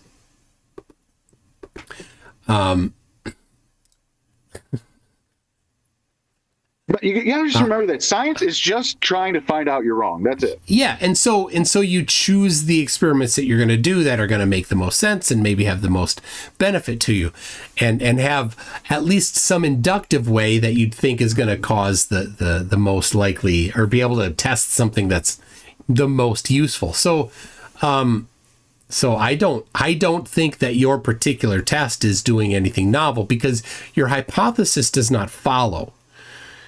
It's your hypothesis I'm testing. No, it's not my hypothesis. It's yours. Wait, you're talking about my experiment with the cameras, the 5 cameras? Yes. I'm testing your hypothesis that the Earth is obstructing your view. Yes. Yes, but it does not follow that modifying the aperture will do it. Well, okay. Listen, but you said that because all these cameras have the exact same tangent, your expectation is that the sun will set at the same time in every camera. Yes, that would make sense. That fits the ball. That's my prediction for your experiment. Exactly. So if you're wrong, then the ball is wrong, right? No. How do you wiggle out? Come on. Because you're not testing anything related to the shape of the Earth. I just showed that your cameras don't have the exact same tangential sight. I just showed that. Right? No, how could they have the same tangential sight and the sun disappear at a different time in each camera? You jump through a whole bunch of things to get there. I want to hear how you're going to wiggle off. Let's do this. Just start with 2. You live in Seattle. You can get to a mountain. Get to. But McToon, if I can't even get you guys to admit that the ball should disappear, what is the point of even doing it? Well, what I have here is another animal. This is raccoon. pretty. This is raccoon. Oh my goodness. Raccoon is also a tabby. She's a small kitty. What was your last tabby's name? That was Turtle. And this is raccoon. WRAQOOGN. Raccoon. Goodness. That's cute. So You name all your cats and dogs by other animals' names. yep, and there's another dog that I'm not going to pick up because he's big and heavy and clunky. His name is Donkey. He's a well-named dog. So anyway, yep. This one, what color is raccoon? Brownish. Brown, black, little light, Brown with tan. black Got stripes. nice colors. Yeah, there you go. All right. And pretty green eyes. All right. Max V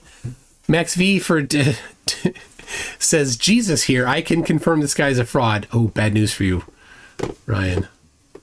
So, Oh yeah, he's got the jar, huh? yeah. Scoon Drool sent me an email with the subject flat that says, can you not afford a mouse pad? Hearing you bang your mouse constantly on your desk as you scroll around is annoying. That's my mouse. I don't know. I haven't used a mouse pad in years. Speaking of mouse, did you see Mickey 17? I don't know what you're talking about. Oh, the new movie with Robert Pattinson where he lives over and over again. They reprint him. No. Oh, you might like it. It's sci-fi. Okay. It just came out in the theaters. They got him out doing like space missions, like going to test the radiation and shit, and testing his suits and stuff. So they just kill him over and over again, but they reprint him out so they can learn new shit. It's kind of interesting, but I fell asleep. Ooh. SpaceX Falcon 9 rocket launch in 3 minutes. Wow. Yeah, going to space. All this, your hypothesis and all this, it's all just silly because, Why do you keep calling it my hypothesis, though? I'm testing the ball. No, claim. your hypothesis is that the aperture will change the time of sunset. That's not my hypothesis. I think that's nuts. Yeah. Apparently, yeah, because you never even tried it. You never even tested your... I don't need to test every single wacky hypothesis. There is a level of induction where people make inductive decisions about the valuation of different hypotheses. Mm-hmm. Of course. Because you can't test every single hypothesis possible. There's infinite. So all you can do is inductively choose good ones based on many different valuations. So all right. But what I've said about some of the light from below landing on the bottom of the what is that thing called? The image gatherer. What do you call that thing in a camera now? The image gatherer? Like the retina, The sensor? Yeah, the sensor, sure. What about it? The idea that some of the light from below you will land below the midline on the sensor. You don't think that's possible? What? You think it's... Okay. So some of the light from below. below you will... What? We've drawn this out before, McToon. Remember, I say Jesus is the crisscross, It right? says, stop talking about wacky stuff. Just talk about the physics of photography. It all ties together, friend. So, the light from below you is going to hit the lens of your eye, the camera, whatever, and it's going to refract. Intersect the light. Yeah, I guess. I mean, do you call that a refraction? Right when it starts bending towards the middle, whatever. Yes. The lens uses refraction. All right. The light converges to. Hold on. Requiem for a Dream. Can you put the link in the chat to the launch? There's a SpaceX launch. We want to watch it. Put it on. It's back-to-back launch. So when is a door not a door? Oh, it's already up. Shit. I went to spacex.com, but I didn't see it there, and I go to x.com in my incognito window, and it asked me to log in. There it is. Okay.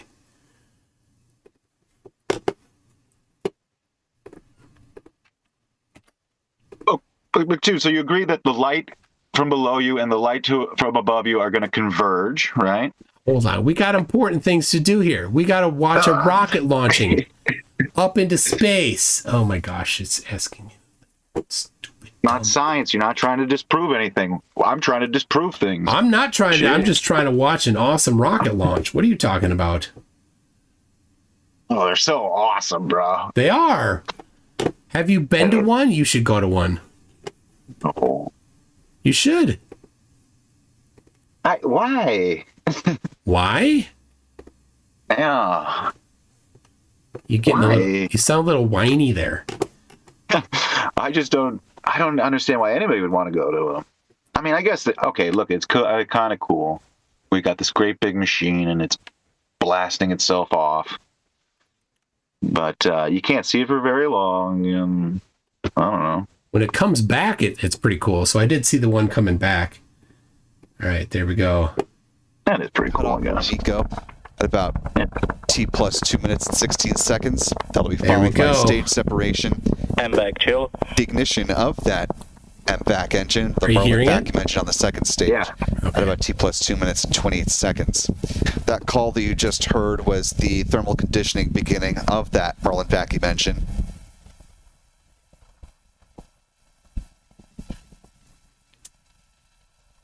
So, Because this booster is returning for a landing at landing zone 4. well, that's cool. Following the ignition of the second stage engine, then the boost back burn will begin a few seconds after SES-1. The fairings will deploy at about the 3-minute mark in just about a minute from now. The boost back burn will wrap up about 3.5 minutes into flight. So far, a nominal flight of this Falcon 9 rocket. So I did see a Falcon 9 launch and return a couple years ago. It was really cool. You can feel the sonic boom as it comes back. Stage separation confirmed. I want to feel the heat, though. Will that be close enough to feel the heat? That's not. But when I watched the second to last Boost back startup. space shuttle launch, I could feel the heat. I think I was a little closer to him. I'm gonna have a little rice, so if you hear me, I'm sorry. Okay, enjoy the rice. That's pretty cool at night there with no Coming light in up the on fairing background. separation here. Next few seconds. Is this a Starlink? Oh, no, it's Sphere X and Punch, whatever that is. I don't know what that is, but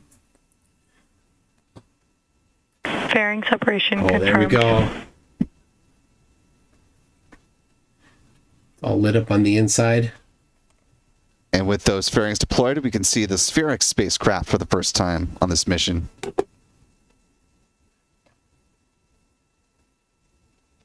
Now a little more than 3.5 minutes into flight. Stage 1 boost back shutdown. There's that call for the conclusion of the boost back burn. Next up at about T plus 6 minutes and 13 seconds, the first stage entry burn will begin. As a reminder to those in the vicinity of Vandenberg Space Force Base, you may very well likely hear a sonic boom as the booster re-enters the atmosphere and prepares to touch down at landing zone 4.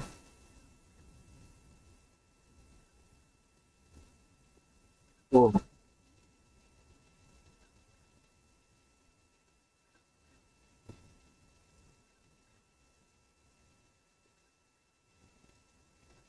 And this Flatty on TikTok is a lot of talk and a lot of run.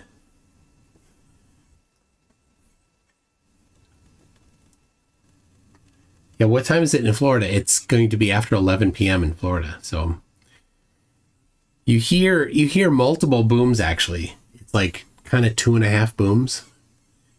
The bottom of the bells of each of the 9 rocket engines creates a sonic boom, and then the thing around the skirt of the engine creates a sonic boom, and then the grid fins that you're seeing there on the left, they create a sonic boom. So you have 3 sonic booms, but the two of them are so close T plus together. 5 minutes, 7 seconds, and counting into this mission. We're just about a minute away from the start of the first stage entry burn. So the two are Meanwhile, so close back together, here you in really Florida, just we're looking for kinda only hear 'em signs as of the one. start of fueling on the Falcon 9 rocket supporting the Starlink 12-21 mission, which you see there on the right-hand side of your screen.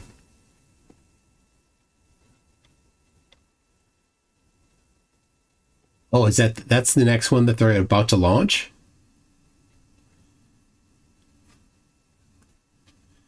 Ah. Oh, so I say one is Sphere X and the other is Punch, and they're doing them right back and back. Okay. Let's see. Dave Fierce says, I was just arguing with some flurfs in Godfrey's chat. He's putting out a whole Lord Jamar video.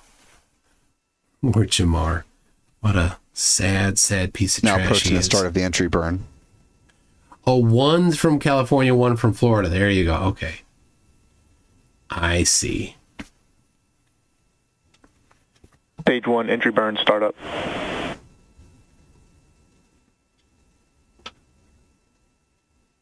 There you go. It's so there.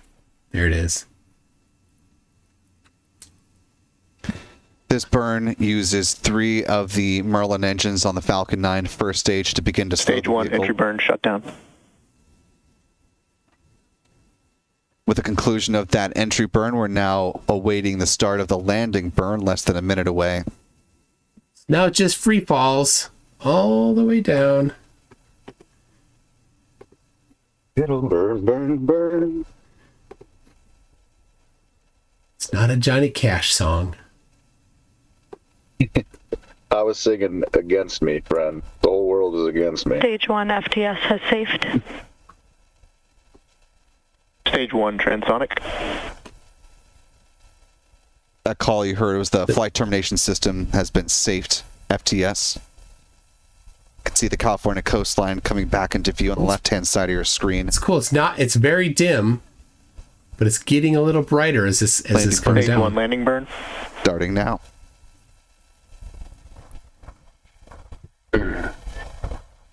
This is exciting. Yeah, I'm not sending it to you, so you don't see anything. Oh, sorry. There you Stage go. 1 landing leg deploy. I'm supposed to be able to see it now? No, I wasn't sending it to you. Did you hear, everybody? Did you hear Stage 1 landing the sonic confirmed. booms? You heard 2 distinct ones, but the first one was like a double. It's like a stutter. So And a good confirmation of touchdown of the Falcon 9 first stage booster. This is the first booster landing following the last Falcon flight that happened back on March 2nd, which Stage resulted 2 FTS has safed. in a fire that destroyed that booster, B-1086. Convex shutdown.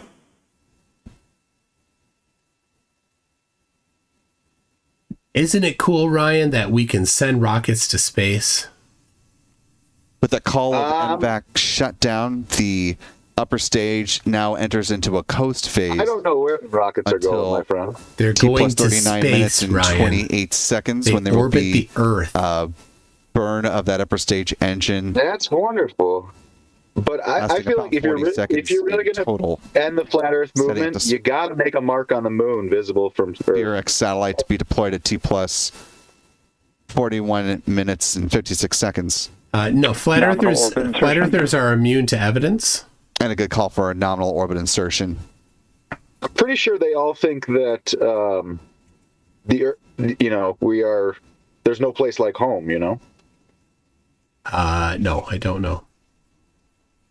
Yeah, I don't think anyone thinks anything in the sky can be touched. So if you made a mark on the moon, clearly it could be touched. Yeah, but there's a And you lot gotta of things that Flattys have said over the years. And then when we do them, they're like, oh, well, that doesn't prove it. So it doesn't matter. Flat earthers will just lie and move to the next goalpost. So you really think so, huh? Absolutely. We just witnessed that. For 10 years, flat earthers have been saying things about Antarctica. They've said Here in Florida, that we're the 24 hours, 27 minutes, is 54 impossible in seconds, Antarctica. and counting to the planned liftoff of this Zero Falcon 9 wiggle rocket. room, provided. At They've Space said Launch that Complex 40. unequivocally.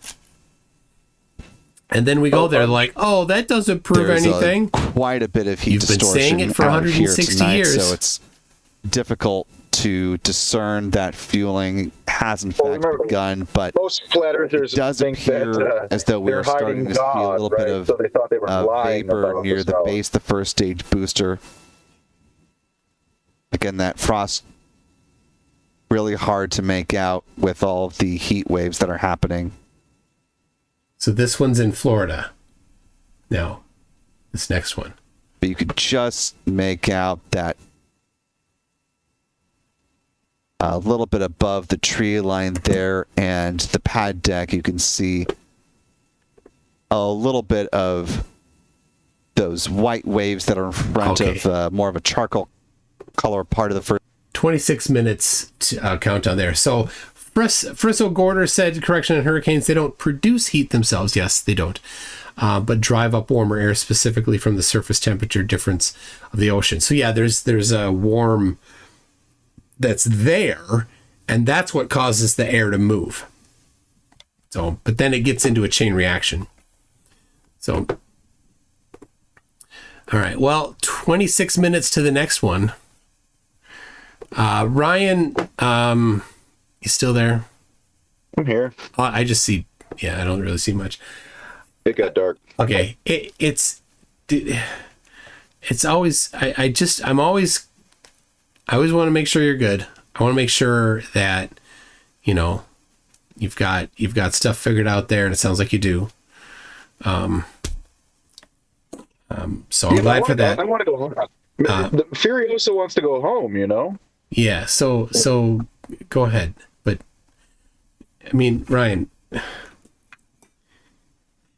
you know that right. There's part of you that's rational and is like thinking about this, and there's part of you that's like kind of in control and isn't rational. And so, if you can get the rational part to take over a little more, I think that'd be good. There's no I in here, McToon. I'm an NPC. And stop. Just don't. Just let the rational part. Just let it through more, okay? Okay, well, it's rational to think that you exist. Well, what are you then? I think Time to go to bat for yourself. Time to go to bat for yourself. I think therefore I am. So You don't think. You observe thought, therefore you're not. yeah. So anyway, Ryan, all right. I think it's been good. I let me encourage you, do that test. Start with just 2 cameras, one with the aperture wide open and one with the aperture small. And you can probably get 2 of the same camera, whatever it is, just get 2 of the same camera and see if you can get to a place that's high enough to get a straight view to the horizon. You don't need to be on the top of a mountain to do your entry level test, right? Just get up high enough so that you have a straight view to the water. Give that a shot. Okay. If Mother will have it, I guarantee you the day that it happens is already planned out. Okay. And okay. And call your dad. Hey, good idea. All right. All right. And you try to consider what you've eaten from the tree of knowledge. Okay. I love you, McToon. All right. We'll see you. Have a good night. All right. I'm gonna help you out, Ryan. Help me out, please. All right. Get me out of here. There. Oh, he's gone. Okay. He's always out there. He's always a bit wacky. And so Flattys, That's your best guy tonight. That was your best guy so far. Right? Go to the top of the Space Needle. Yeah, at the top of the Space Needle, can you see the ocean? I don't know. I've never been to Seattle. Been to Portland. That's the closest I've been.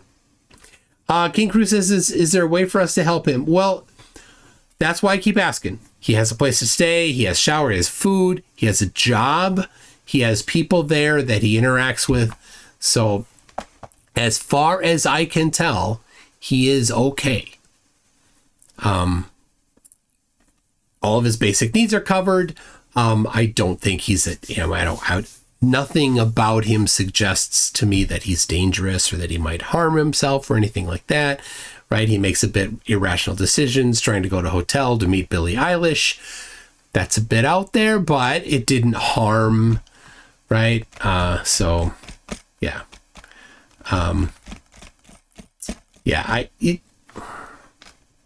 He doesn't seem to be that kind of, the kind of dangerous stuff. So anyway, any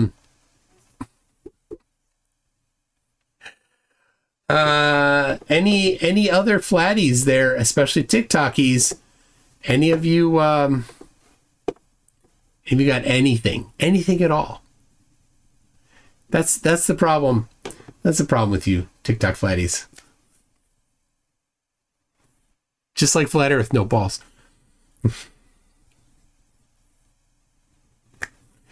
There it is. Should be able to see Puget Sound from the Space Needle. It's about a half mile from the shore. There you go. Could be. Icy Spin says the biggest news for Flat Earth is Mikey was given the wrong donuts on his drive earlier. So if you don't know, Mikey Smith is driving back home. He drove down to Vegas because there's less moisture in the air. I don't know. On his way back, he stopped in Denver, saw Roger Ledwell, who is he's poor Roger. He's definitely quite, I think Roger's probably more unwell up there than Mikey, and Mikey's pretty bad. So,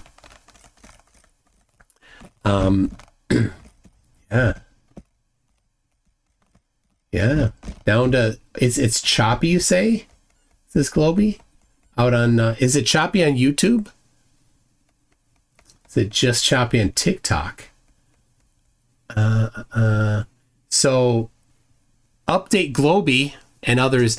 We cannot tomorrow publish video, so you got a little more time for top left. Craig is moving tomorrow, and we want to do it when we're both can be live, so it'll probably have to be pushed back another week, which may reduce the time for voting. We'll see. We'll see. Requiem first says a dream says it's been a little choppy on YouTube, but not bad. Really? So okay. Oh, my output is on. Oh, my output is at 3,000. Why is that? I don't have anything that should be chewing up bandwidth. No, I'm looking right now at the bandwidth. It's normally at 6,000 kilobit, and right now 48, 28, 6,000, 37. Okay, so it may be me. It could be bandwidth here. I don't know why it would be bandwidth here. Yeah. Or it could be that Restream is somehow in the way and causing a problem. And that would not be good. Oh,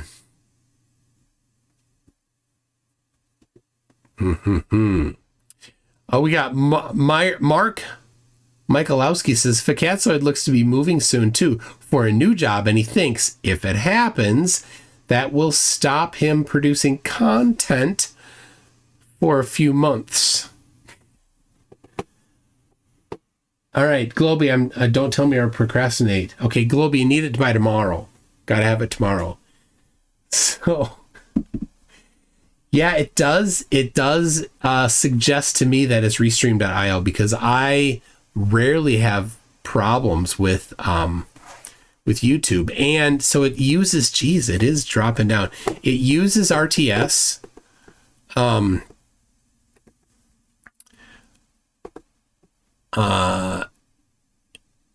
Which is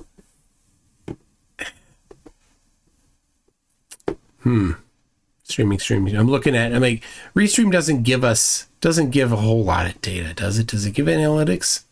I'm looking at the analytics on Restream. See what it says. Real-time analytics is currently not available. If you'd like to see your stream stats, please refresh your page. There it is. So the bit rate was good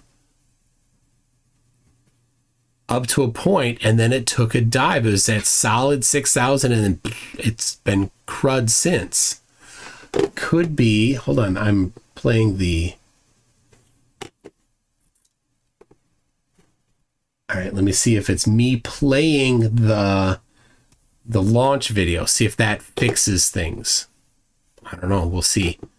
4,000, 2,000, 5,000. Oh my gosh, come on. Professor Dave's about to get 4 million more views reviewing the Godfrey Lord Jamar video. Nice.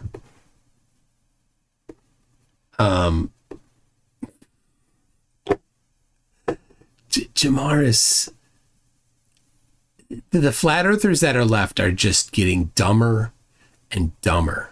Look at Bryce Mitchell. What an idiot. Dearth, so dumb. Edward Hendry, absolutely mentally handicapped. Of course, the certifiable mentally handicapped like Mikey Smith and Fakatsoid and those that think they're Jesus.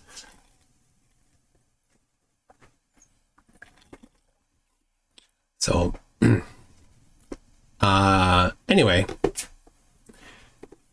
so Flattys, what a sad lot you are. Well, let me do this. So there it is. So here's a little thing. Flattys rarely want to talk about flat Earth. When you're like, prove flat Earth, they start with the globe.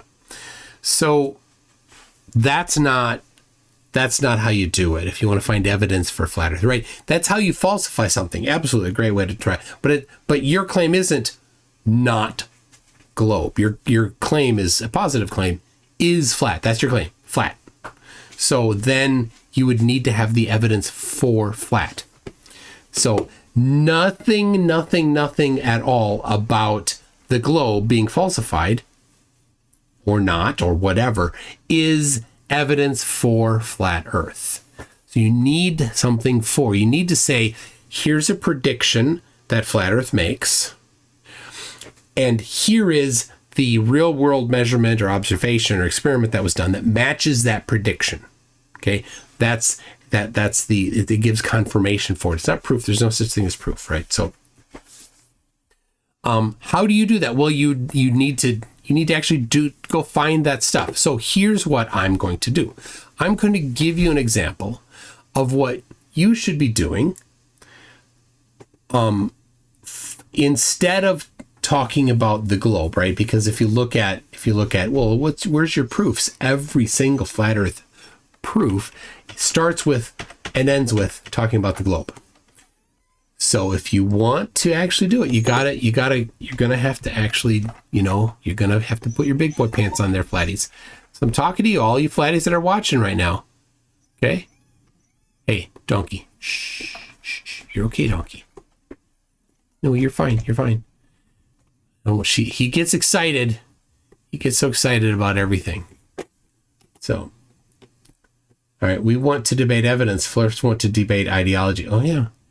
Well, flirts think that they like to parrot the falsification is independent of replacement, which is true, but you're not claiming falsification. You're claiming replacement. So, show us the replacement. And so here, Godfrey's live with the new unreleased video of Lord Jamar saying the sun does figure eights around the flat earth, and that explains the seasons. That's crazy. That is crazy. Well, maybe that will be tomorrow. I have something else I'd otherwise do tomorrow, but if that's the hot topic, I will jump on that. So, Donkey, how you doing? How you doing, pupper? Okay, so here's what I'm going to do. I spoke earlier about... oh, there's another Flatty that thinks he's Jesus. Lord Brahma. Oh, let me write this. I got to write this down. There's so many. Lord Brahma. Yeah, he thinks he's Jesus too. I'm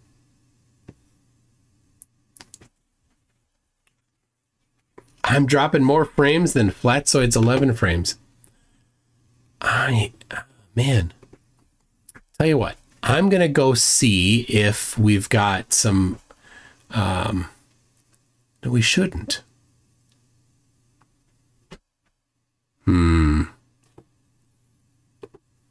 This is ungood. I mean, I paid money to restream. I expect that they're not going to drop frames.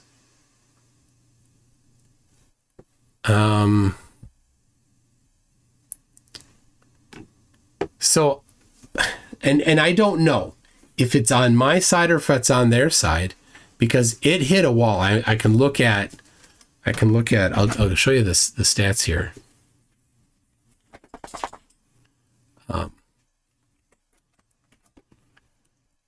Donkey, you're okay. You're fine. All right. Let's go.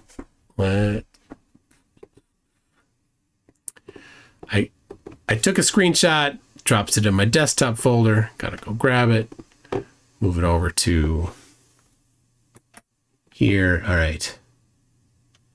Then there you go. So there's the bandwidth. Look at that. You see how solid that was? Up to 1 point there, and then hard drop. Well, then maybe I'm not going to continue.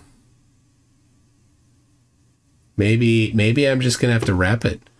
Because I don't have a mechanism. There's nothing I can do to fix this.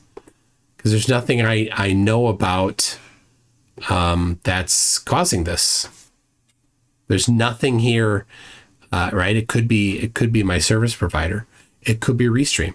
Let me finish the super chats, and that might have to be it for tonight. Can he say Weeb Wyan? All right. It's kind of disappointing if this is Restream. Definitely not happy. So, all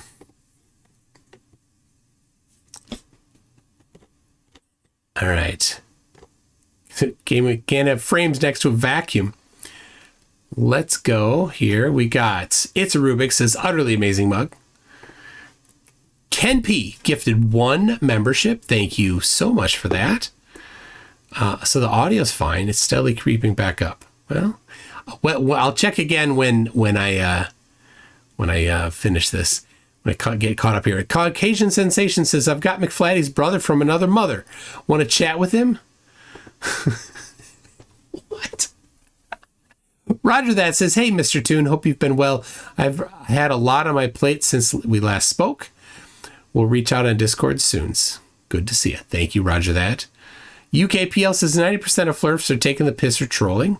I read that already. Kango44 says the sun sets due to flurfspective. Yeah, so Ryan has this other idea of what's causing it. And he thinks that somehow the aperture sizes will cause different times of sunset. It doesn't make sense. And for some reason, he thinks it's my hypothesis. It is not. Wild Lee Coyote says, has Flat Earth changed its map yet? No. And what they were saying before the final experiment was the only thing it can do is falsify the map. But they only have one map. That's the only map that it can be. And, why can it be only that map? Well, you've got the North Pole, and then you've got the Tropic of Cancer, okay?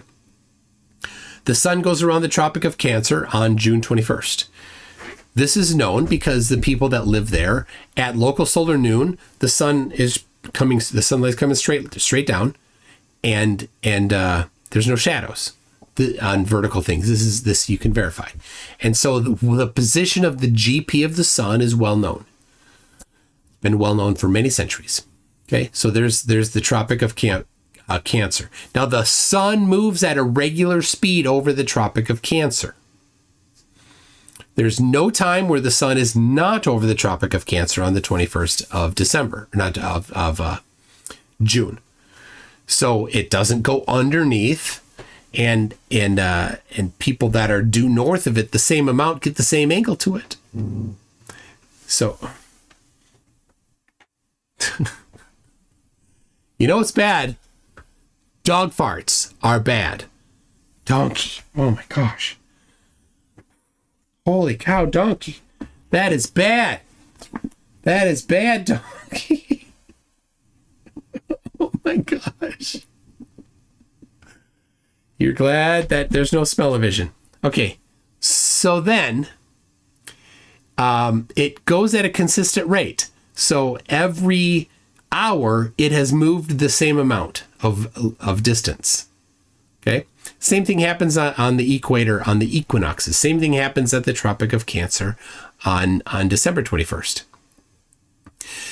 And so you've got the positions, you've got the layout of the land masses. You don't get a change.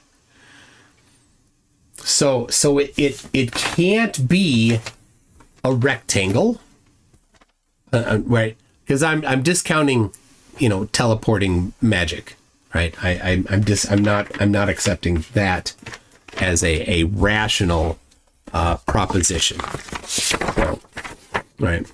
So this is it, right? Because and then they're like, for 160 years they've said, well, the early couple days they didn't have Antarctica. Nobody knew it was that far south very well. So it was.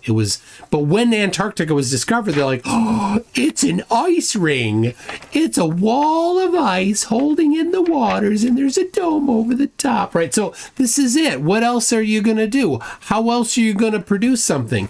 If you're going to say, right, you're gonna say, well, we're gonna try to have observations match to the map. Well, then you have to have in this when we were in Antarctica, you have to have the Tropic of Capricorn be the opposite. It has to be a south polar projection instead of a north polar projection. The Earth doesn't switch projections in between. You don't get to choose a different one magically in between. That's why there is no other possible map. Like, we just falsified a map. We just falsified the only possible map for flat Earth. So, huge disconnect between audio and video right now. Man, restream. Let me reload the restream. See if it's still the same. Little better. Ticked up a little. I don't know. Dog farts are like a little glimpse into hell.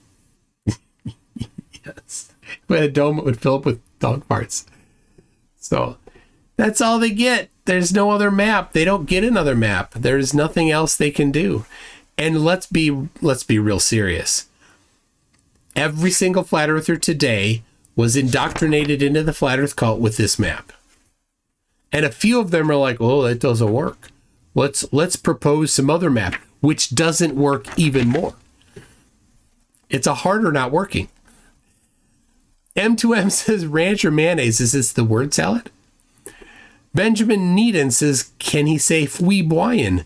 Brain cells needed. Yes. Matthew Lott says he sounds like a Poe. Oh, he is not a Poe. He is full on He's nutso. And like he knows it too. And so like when you start to challenge him on it, like the nutso turns up to try to defend from the non-nutso from coming in. So I don't know. I don't know if you can break through. I have no depth in that type of thing that he's going through. So generally Shady says explains a lot, exposing mouths tricks cult member. Yeah, it's a cult of one. A lot of the people that think they're Jesus tend to be the only ones. It's pretty common, right? Sam Hancock, there's nobody in this chat saying, you're the man, you're it, I'm with you. Like, there's nobody there. Nobody. Marcus Leach says, what's the name of his fave nurse in the ward? He's not in a nut house. I don't know if he is. Like, by asking him, I kind of get the idea that he has had some people that he's talked to, and they've suggested or they've prescribed some things for him, but he doesn't want to take it. So I don't know. Kango44 says this guy is very ill. Yeah, trying to be gentle with him. He is who he is. Generally, Shady says mother is a skeleton in the rocking chair. Oh my gosh. Nomadic says, please say, let's see Paul Allen's card. Is that from American Psycho? I haven't seen that movie. So, oh yeah. Funny you should suggest that I have a ping going. I almost always have a ping going. But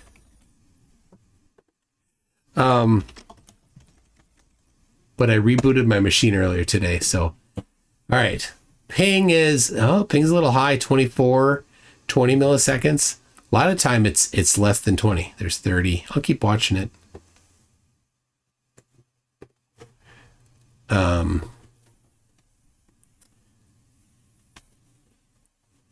But that's not terrible. I'm not getting ping droppage. So we got you at UKPL says, can you get him to make some new wine? Yeah, I think I've asked him before and he doesn't. Max V says, with a real Jeezy Creasy, please stand up. It's so, I listed off these guys that think they're Jesus. So like, one of them is a pastor at a church that has a congregation.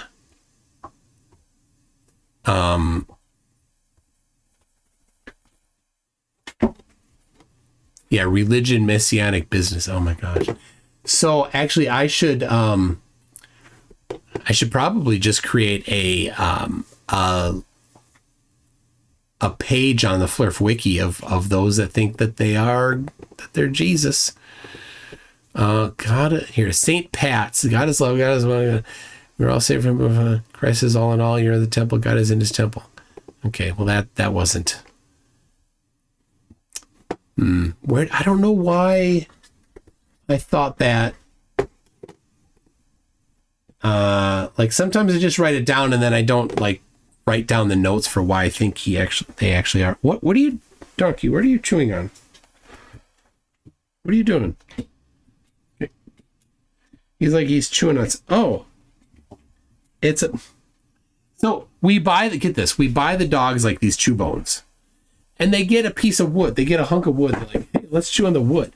Okay, fine, chew on the wood. Saves from buying you chew toys. They're chew toys they don't touch.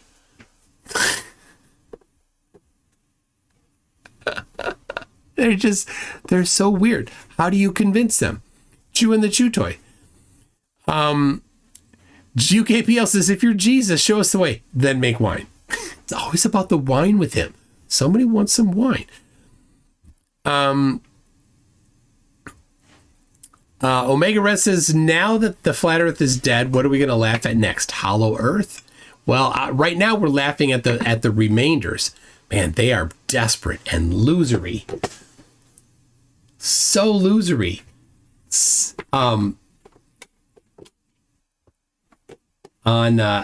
TikTok. You guys on TikTok. I mean, what a bunch of losers you are.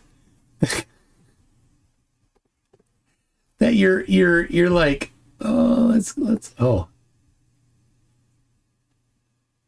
on.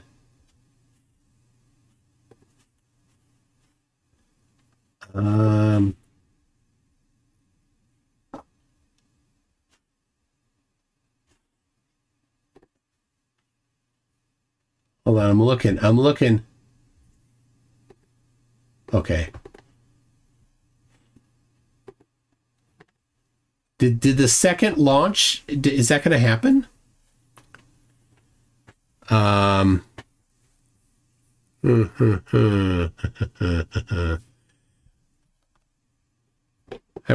Brenda says I went back to 24/7. QE is there. He is not happy. Aw. Well, QE is too scared to ever face me.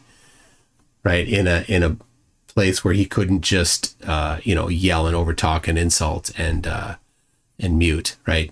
QE, Quantum Eraser, like super coward, like hyper mega extra super coward. He one time he talked to me.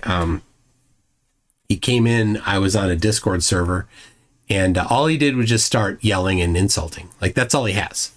He doesn't, QE, Quantum Eraser can't actually produce the math to support Flat Earth. He's one of the Flat Earthers that think that celestial navigation works on Flat Earth. He can't do it. He can't do anything.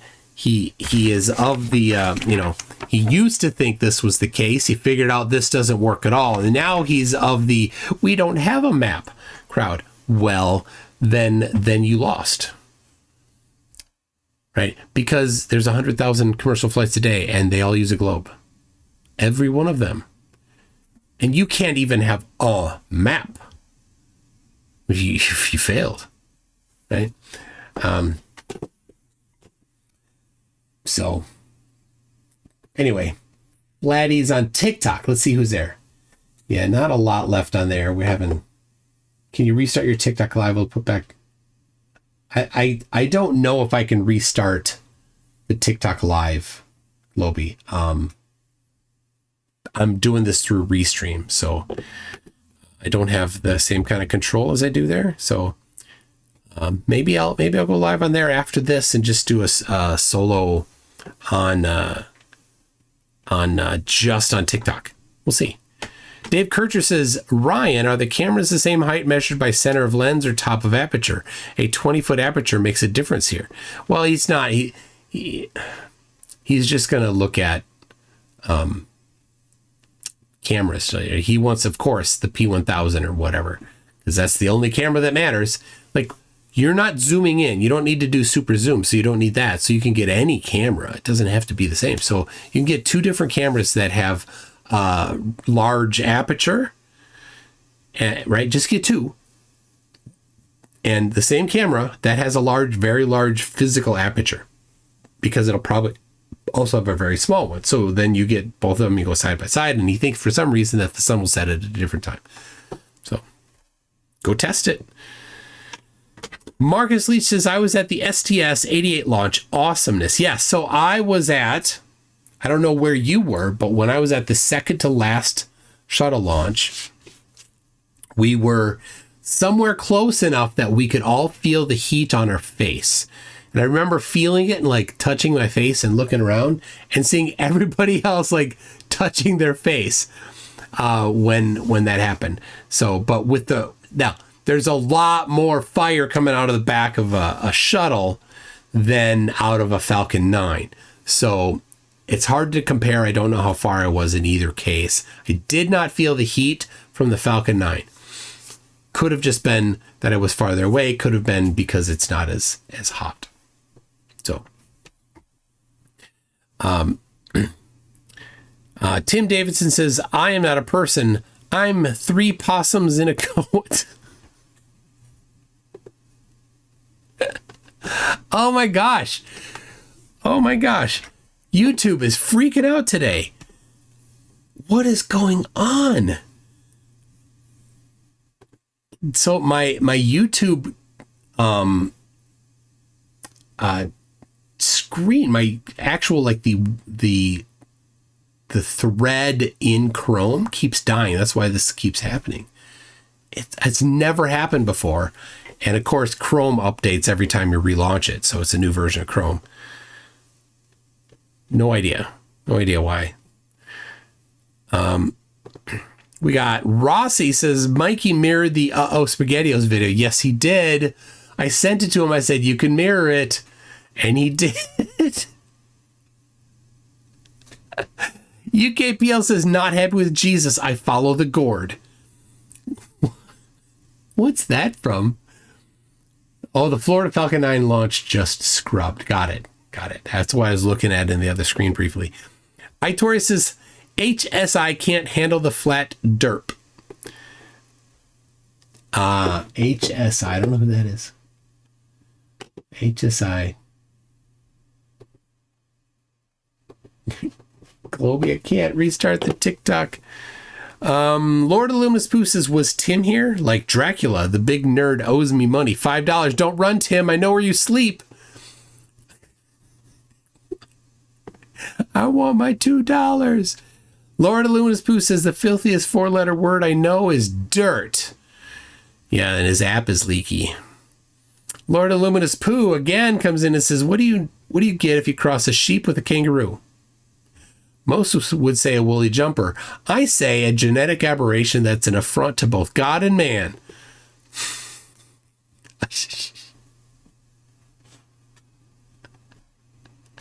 Oh, yes. Darkstar 4400 says, I realized today that flirts rely on cartoon physics. If you can draw it, it works. They are so gullible. Flat earthers are so extremely gullible. Rhino says, happy Tuesday. Thank you, Rhino. Harley Corner says, over the last few months, nobody's been able to defeat my simple, non-scientific flat earth destroying argument. Not a single one of them. Yeah. Flat earthers, yeah. Well, you were the one that mentioned tides, right? Yeah. Like 10 years ago, Eric Dubé said tides were caused by the rising or the something of the bosom in the deep. I don't know. Like it's just nonsense words that he just quoted from a book that was 100 years old. That worked 100 years ago. It doesn't work now. It doesn't.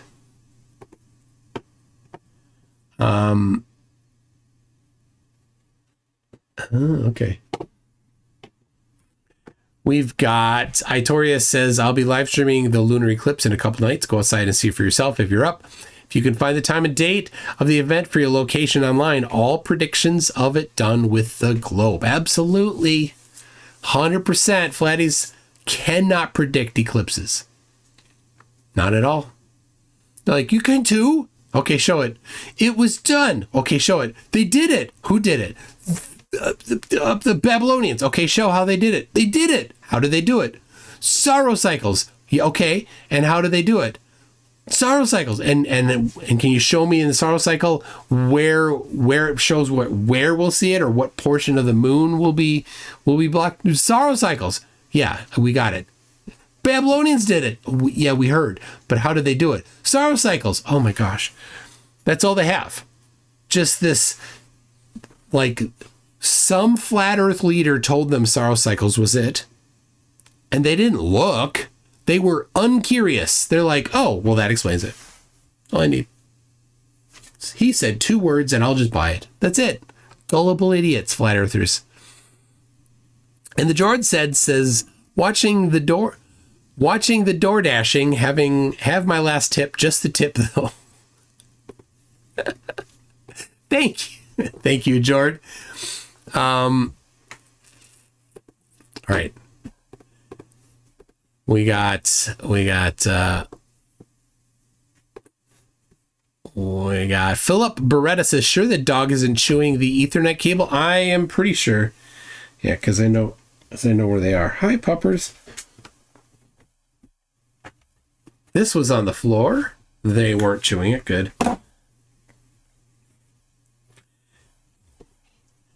They're so excited. Always so excited. Jenny Morgan says Kiwi is a disciple of Terrence Howard Math School. The square root of 2 is 1. 1 times 1 is 2. Jimmy Madison 42 says when Flirps draw, they use broken color crayons. Well, partially eaten. Lord Luminous Pooh says bad poo joke. How do you make a cat go woof? Yes, in a match. I'm sorry. Super Spreaders says Flat Earth Clock says 24-hour sun wrong in Antarctica via day length sites. A Flat Earth friend sent me the link. It's called Scam Antarctica. Will you debunk? A few people have mentioned it, and so I'll say what I've looked at. Very briefly looked at because it's a pretty long video. Is multiple different ways of measuring sunrise and sunset, getting the location sloppy, not taking into account that the predictions do not include topography. So if you're near mountains, what time will the sun set? Well, date and time isn't going to tell you that. It's not including topography. It's a lot more computation to do that. So it is definitely preaching to the choir. It's just patting themselves on the back. It's cope. But yeah, I've thought I would look into it. So I don't know. It's long. Baux1 says sent screenshot of X on flat Earth measurements. Flat Earth measurements. Let me look. Sent screenshot on X of looking. What's your Baux? What are you on there it is. Oh, there it is. Okay. All right, I got it. I see it. Let me drop it in the folder here so I can show it.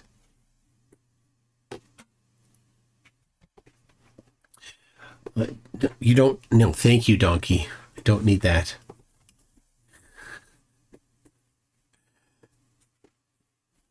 All right, let's read it. We've got John Fair, please provide the measurements. So whenever Flatties are like, Earth measured flat, this, the first thing you say is send the measurements. So here are the measurements of flat Earth. What do you think the elevation angle to Polaris from the Tropic of Cancer is? When you figure that out, you've got a flat Earth measurements, since you can't get an elevation angle without a flat and level horizontal plane of reference. And there is the claim of geometry. That's the geometric claim. They claim that you have to have a flat and level horizontal plane of reference.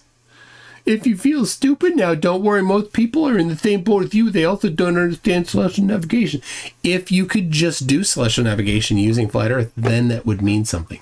But here's what you do. You go to Google. Hey, get out of here. If you're going to play, under the desk is not the place to play. All right, you go to Google. You type in Euclid, EUCLI did, prop, let's say book 3, prop 18. Okay. There's a nice one here at Clark University. Right there. So, here you go. Let's have this be you cut the globe in half. F is the center of the globe. You've got C is a point on the surface of the globe. Let's put it on the Tropic of Cancer. And that line there from C that goes off to D, that continues on and on and on and on and on for a long, long way out to Polaris. Now, what have you done? You have measured an elevation angle on the surface of a sphere, right? So when John Fair says You can't get an elevation angle without a flat and level horizontal plane of reference. He is wrong because you can. You can. Oh, I'm sorry. C to D is not where where Polaris is. The line ED is a straight line. It is tangent to vertical at that one and only one point C. And that line and a line to Polaris, which is not drawn on the screen here, can have an angle between them, a single angle. That's how you do it. Not hard, right? This is called a geometric proof. Now, people like John Fair have made this claim here that you need to have a horizontal plane of reference. Yes, I do agree you need to have horizontal plane of reference, and that line ED is that horizontal plane of reference. Nothing wrong with that, and that it's tangent to a point on the surface of that sphere. All completely possible within geometry, but now here's what happens, flat earthers. They assert with zero evidence that this horizontal plane ED, the line ED, of course it's a line in this diagram, but if you extend it to 3 dimensions, it's a plane. The entire plane that's orthogonal to the line FC. Okay, that plane there does not need to remain at the same distance from the surface of circle A or sphere A.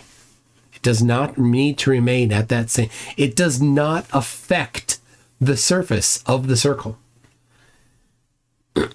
So, anyway, streams are back. I miss you. Alejandro Vallejo says, "Hey, yay, Toon streams are back. I missed Toon streams. I didn't go anywhere." Anyway, thank you for that, Baux. Let me see here. We've got the analytics. All right, the analytics are still not looking good. And my data, 6,000, 7,000. Well, 4,000. No, 4,000. 2,000. What is going on? Your pal Al says if celestial navigation only works on flat Earth, then they should have a 100% accurate flat Earth map. Absolutely. They absolutely should. But none of them can actually do celestial navigation because here's what they say. They say Polaris is over the center. They say it's right over the North Pole. If that's the case, then take their claim of geometry there that they just made, that you need this entire thing to be a flat plane of reference to Polaris, this angle right up here. Okay? Then go do it. Show from 45 degrees north the angle to Polaris. Okay? Now, and that'll, because we know how far it is from 45 degrees north to the North Pole over the surface of the Earth. We know how far that is. That's 5,000 kilometers. That was how the kilometer was defined. 10,000 kilometers from the North Pole to the equator. That was just an arbitrary thing. They just said, hey, let's measure the distance between the North Pole and the equator, and we'll call it 10,000 kilometers. That's it. And then let's take the length of a kilometer, divide it by 1,000, call that a meter. They did it in the other order. That's what the meter is. Okay, we've redefined the meter to be something else, but that's its initial definition. Anyway, so we know how far it is from 45 degrees north to the equator, or to the North Pole, and the star is right above it. So we know how high the Polaris must be for flat Earth. You making that claim, this claim that the Flattys making here, right here, this angle, this elevation angle to Polaris from the Tropic of Cancer, or wherever, that is a very specific claim of geometry. And that tells us then how, if it's correct, it's testable, but they're just asserting is correct. That requires Polaris to be at a very specific height when measuring it from the Tropic of Cancer. And since Polaris can't be at multiple heights simultaneously, it must work for all positions. So your claim, we can test. We can test that claim, and you will find out that it doesn't work because when you measure the angle to Polaris from Minneapolis, from 45 degrees north, you get 5,000 kilometers. But when you measure it from the Tropic of Cancer, you don't get that same height. And when you measure it from the equator, oh dear, that's 0 degrees of angular elevation. So you have a triangle with one of the sides being 0, one of the angles being 0, and the opposite side of that angle being 5,000 kilometers. Think about that triangle. Draw that triangle in your head. You've got the surface, the distance across the surface. Right? Flattys, you suck at geometry. You are so dumb at geometry. You've got, here's Polaris is right above this spot. And then you've got the equator right here. This distance right here is 10,000 kilometers. Right? So you've got the angle now, right? You've got Polaris up here and you've got the observer here. This triangle is 10,000 kilometers on its base, 5,000 kilometers on its the opposite side, and then the angle there, the angle is 0 measured in reality. You've got a 5,000 kilometer, 90 degree, 10,000 kilometer, 0 degree triangle. How does that work? Flattys, how does that work? Quantum eraser, how does that work? It doesn't. Not even a little bit. Not even a little tiny bit, quantum eraser. Oakley. Everybody's like, Earth measured flat. It doesn't work. Oh no. I just took your claims of geometry and tested them. And it didn't work. And there you sit in your echo chambers, patting yourselves in the back. Thinking, oh, we're so smart. Barry F says, I can predict an eclipse using flat Earth. It's whenever the globers say it happens. Then I just say Earth is flat. Oh, yeah. Can you name 3 honest flat earthers besides Jaron? Says Icy Spin. No. I cannot. I don't know of any honest flat earthers.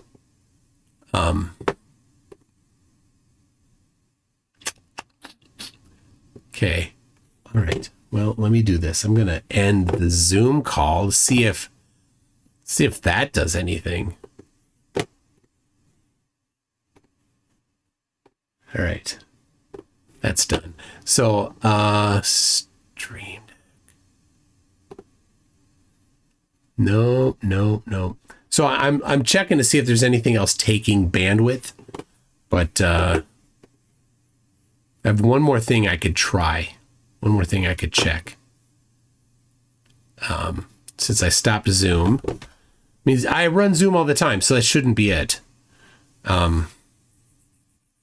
5,000, 6,000, 3,000, 2,000. Stop it. Okay, one more thing I can try. I don't think that's it, but I can try. Okay, tried that. 6,000, 5,000, should be immediate. 4,000, 5,000, nope. Well, this restream may be getting a refund from UKPL says, can we send Musk and Trump and my wife on the next rocket? And your wife? No. Flirtology says, scientifically proven a dog fart is 7 times worse than a human fart. Why is it so bad? Harley Corner says, to make predictions, you need a mathematical model. To make a model, you need data. To get data, you need measurements. They've got none of those. Well, they've got measurements. And you know, you've heard them say, well, you just took the observations and then reverse engineered it into a model. Gee. You're onto us. That's exactly what we did. It's exactly what, and that's how you do things, though. That's how you do science. You look at stuff and you form a hypothesis. Right, the middle school version of the scientific method that the flat earthers think that is the rigorous, dogmatic, absolute, step-by-step thing you must follow or it's not science. Step one is make an observation, right? Oh, observation. The sun is at 45 degrees, Polaris is at 45 degrees at 45 degrees north latitude. Let's make another observation. The sun is at 70 degrees at 7 degrees north latitude. The sun is at 20 degrees at 20 degrees north latitude. Okay, hold on. We've got 3 observations we've made. What can we do to form a hypothesis? Well, we need to model something, right? You can't have a hypothesis without a model from. So let's form a model. Let's say the Earth is a sphere. Let's just use, because that's a sensible one.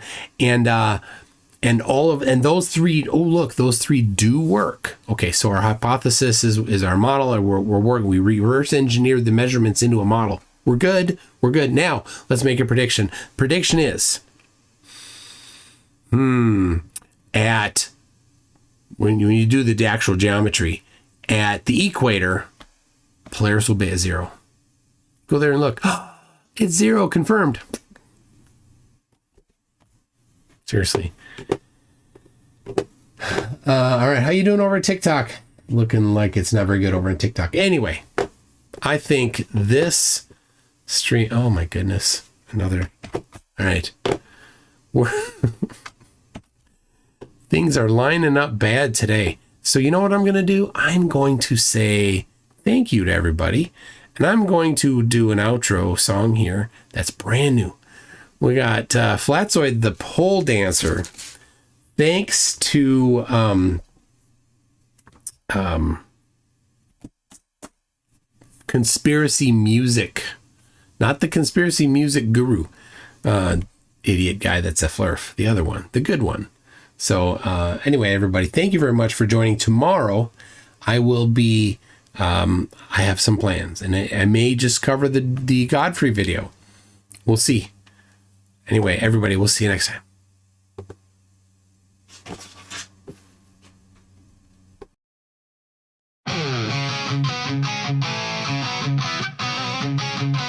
Hey Flatzoid, this is important. Where is the South Pole? It's simple, I've explained this many times. They just fly to it. It's a flag on the ice. So in other words, it's 90 degrees south.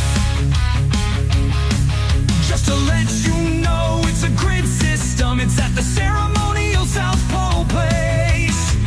No contradiction. Round and round we spin again, looking for answers lost in the wind. It's simple, you say with a confident grin, but ask where it is and you're lost once again. It depends which way you stand, man. Okay, cool. Listen, Keith, this is important. Where is it exactly? Show me on a map. I just told you, dude. It's just 90 degrees south. What's the problem? You can fly, you can take a boat, you can ski. It's placed on a grid, it's as clear as can be. It's very simple, just to let you know. So in other words, marked in ice and snow. Round and round we spin again, looking for answers lost in the wind. It's simple, you say with a confident grin, but ask where it is and you're lost once again. It depends which way you stand, man. 90 south, but flat Earth's a ring. Bigger than continents, makes my head spin. Just head south, you'll get there, bro. It's simple, don't overcomplicate, though. Here's the thing, just so you know, nobody goes straight south, though. So thank you. Oh, so you didn't really answer me once. I told you many times. Let's put it this way, just follow the grid. So in other words, it's an anti-ticket. How should I put this? It's 90 degrees south at the ceremonial place. No need to doubt. Round and round we spin again, looking for answers lost in the wind.